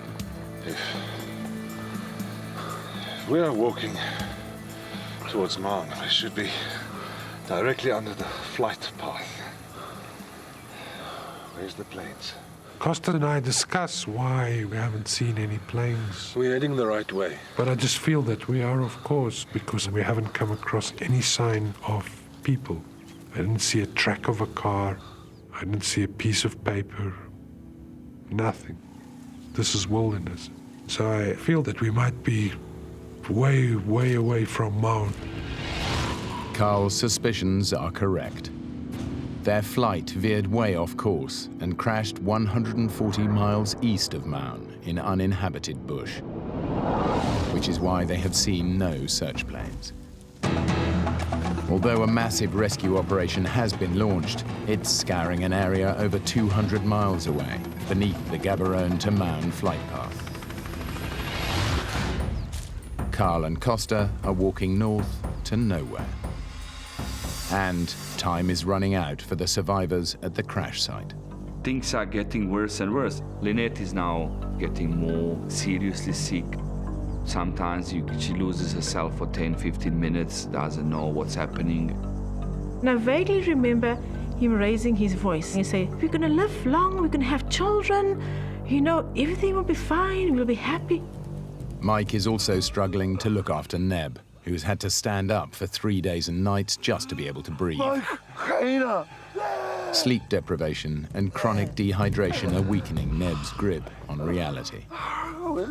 Thoughts about snakes, hyenas, putting you into panic mode. Neb is panicking, he wants to go now. Mike was trying to advise me not to go. It's too dangerous out there. I'll go on my own. I can't leave Lynette. She can't move. Sometimes you have this fix in your brain, you want to do it. Mike thinks he'll never see his friend again, but there's absolutely nothing he can do.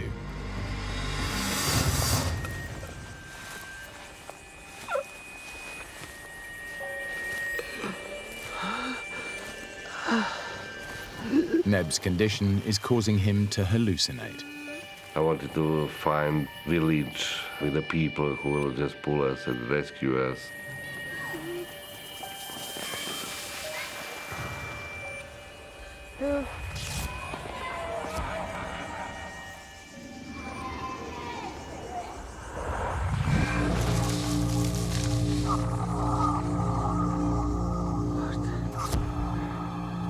You really believe and you really see something what is not there.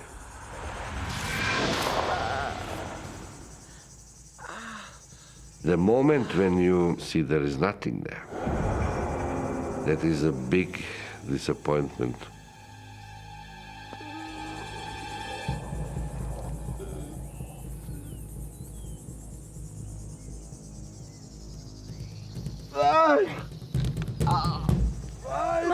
Suddenly I hear him shouting, there is a water, come and see this. Obviously after all stories which we went through, and I did not believe him straight away, there is a water.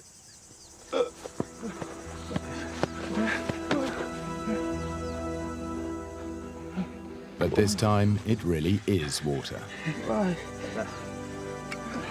We had plenty of Zippo lighters, but we were actually using for as a promotional material, and that lid of Zippo lighter was very useful to extract that water.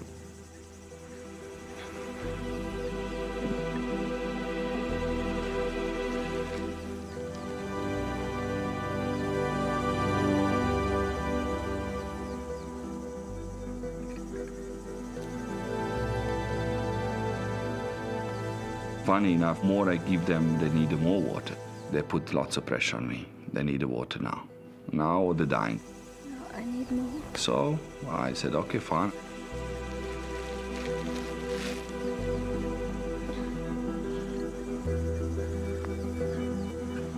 These few sips are barely enough to see them through the night.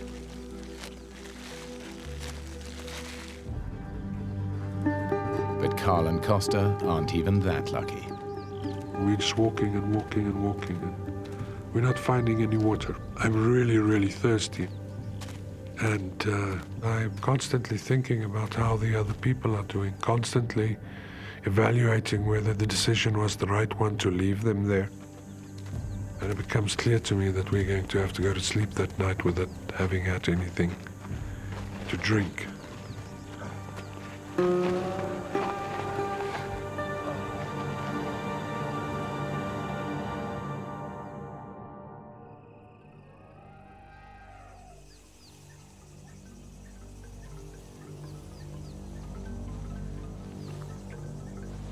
I woke up in the morning and I was aware that something was irritating my left hand.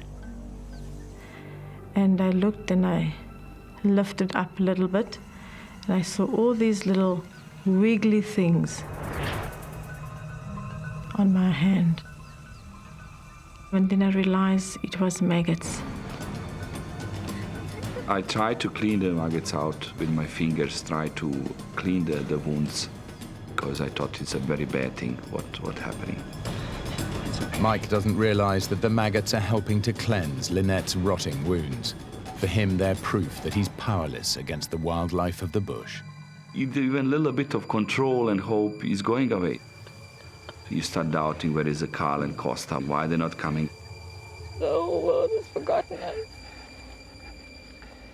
After 3 days of walking in the blistering heat, Carl and Costa have still seen no sign of human habitation, and they're completely disoriented. Mentally, this whole thing is starting to take its toll. I believe I hear a car, but I don't seem to get any closer to where the sound emanates from. I realized that it was my imagination. And I just wonder how I got myself into this mess. It's much worse than he thinks. Not only are they hopelessly lost, but because they've been following the elephant paths, their route has zigzagged. They've walked for 60 miles, but in fact they're still only 20 miles from the crash site.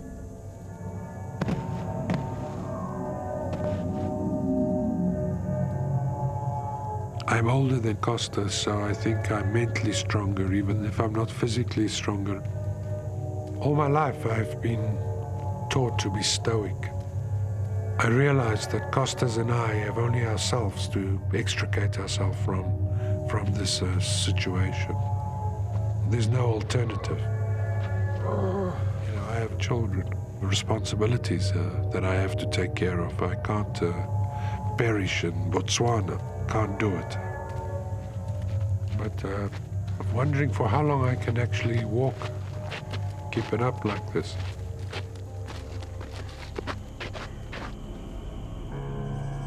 For Lynette and Neb, things are going from bad to worse. Mike no longer has the energy to look after them. I sort of fell into depression that afternoon. I remember even it crossed my mind to go and commit suicide, take my belt or hang myself on the tree, because, you know, you just wanted to end it.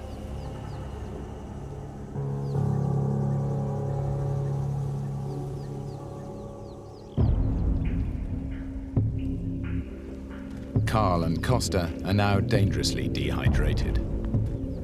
The most important thing in the world now is just to have something to drink. My lips are dry, my inside of my mouth is dry, my whole body just cries out for water. At around 12, we approach the water hole. I sort of go across the lip. There's no water. There's just no water. And I think that's when you can just sit down and cry. It was really getting down now, and you can't stop there. If I have to walk till kingdom come, I'll have to walk to find the water. I cannot go without it.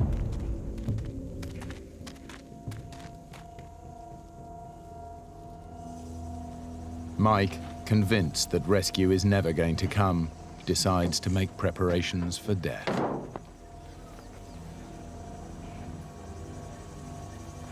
I turned down to Lynette and I said, look, things can go really bad. There is nobody coming for us. I think we need to do one or two things which will protect our families and things like that. I think we should write our wills.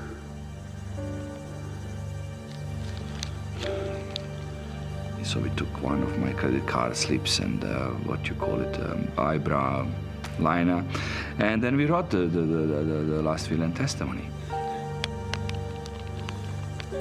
We actually initialed our signatures, just some indication that if somebody does find us, we were alive for a good number of days before the animals took us away.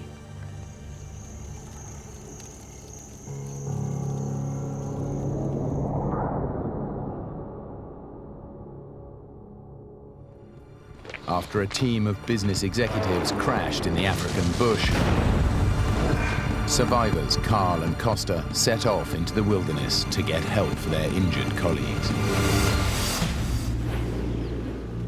They are now totally lost, exhausted, and dehydrated.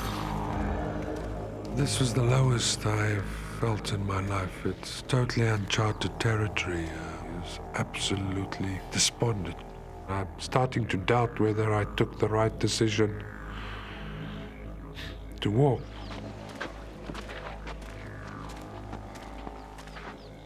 The path reaches the choice either to go left or right. Left or right? At this stage, I don't really think it really matters if we go left or right. What difference does it make? He doesn't realize that this is a life or death decision. Right.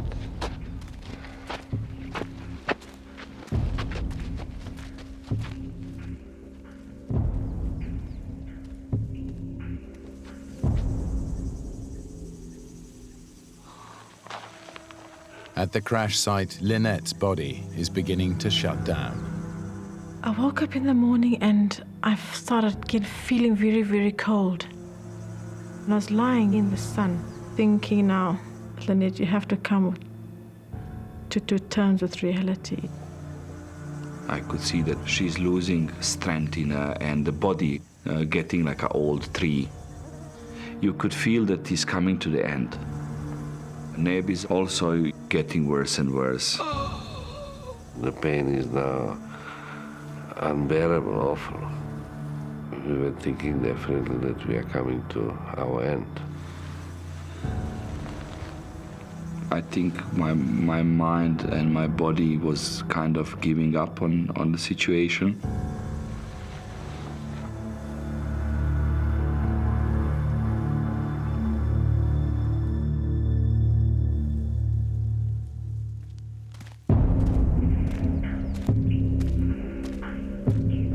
Carl has also lost hope and no longer trusts his own judgment. As I walk along, I saw a straight line protruding from the trees. I immediately banished it from my brain, as I know there are no perfectly straight lines in nature, and I just don't feel like being disappointed again. I'm sure that I'm imagining it.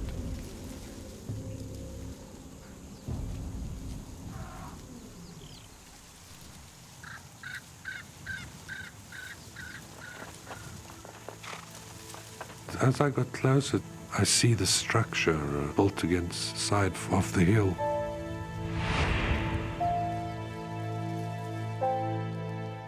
It's a hunting lodge, the only building for over 30 miles in any direction.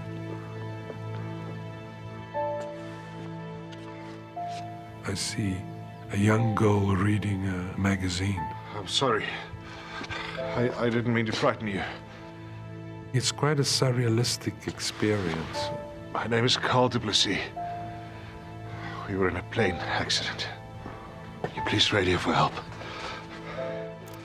Without even asking, I just took a bottle of juice. And while I was drinking, I'm really worried about the people back at the plane, and I still don't know if I did the right thing to walk, if I shouldn't rather have stayed there. It's now too dark to send out a rescue team.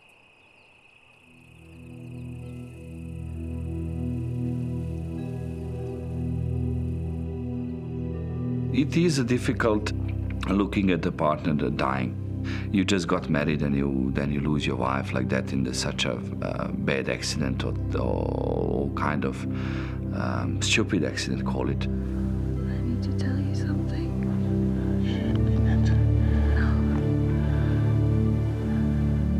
No. I said, I love you very much, and I honor you, and whatever happens in your life, my blessings, and I know that, you will find love again.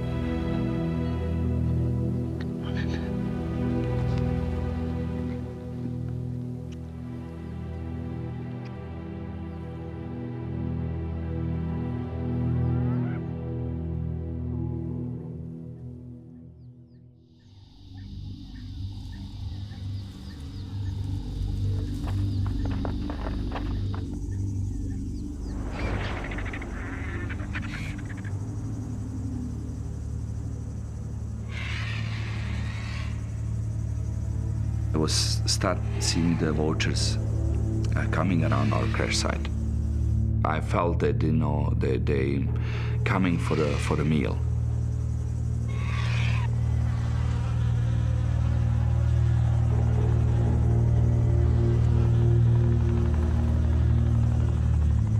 Mike.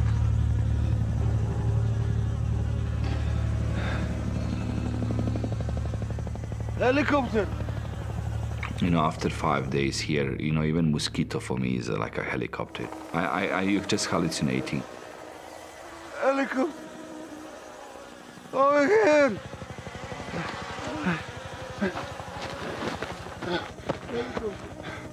We need to make smoke. Put everything on the fire. Ah!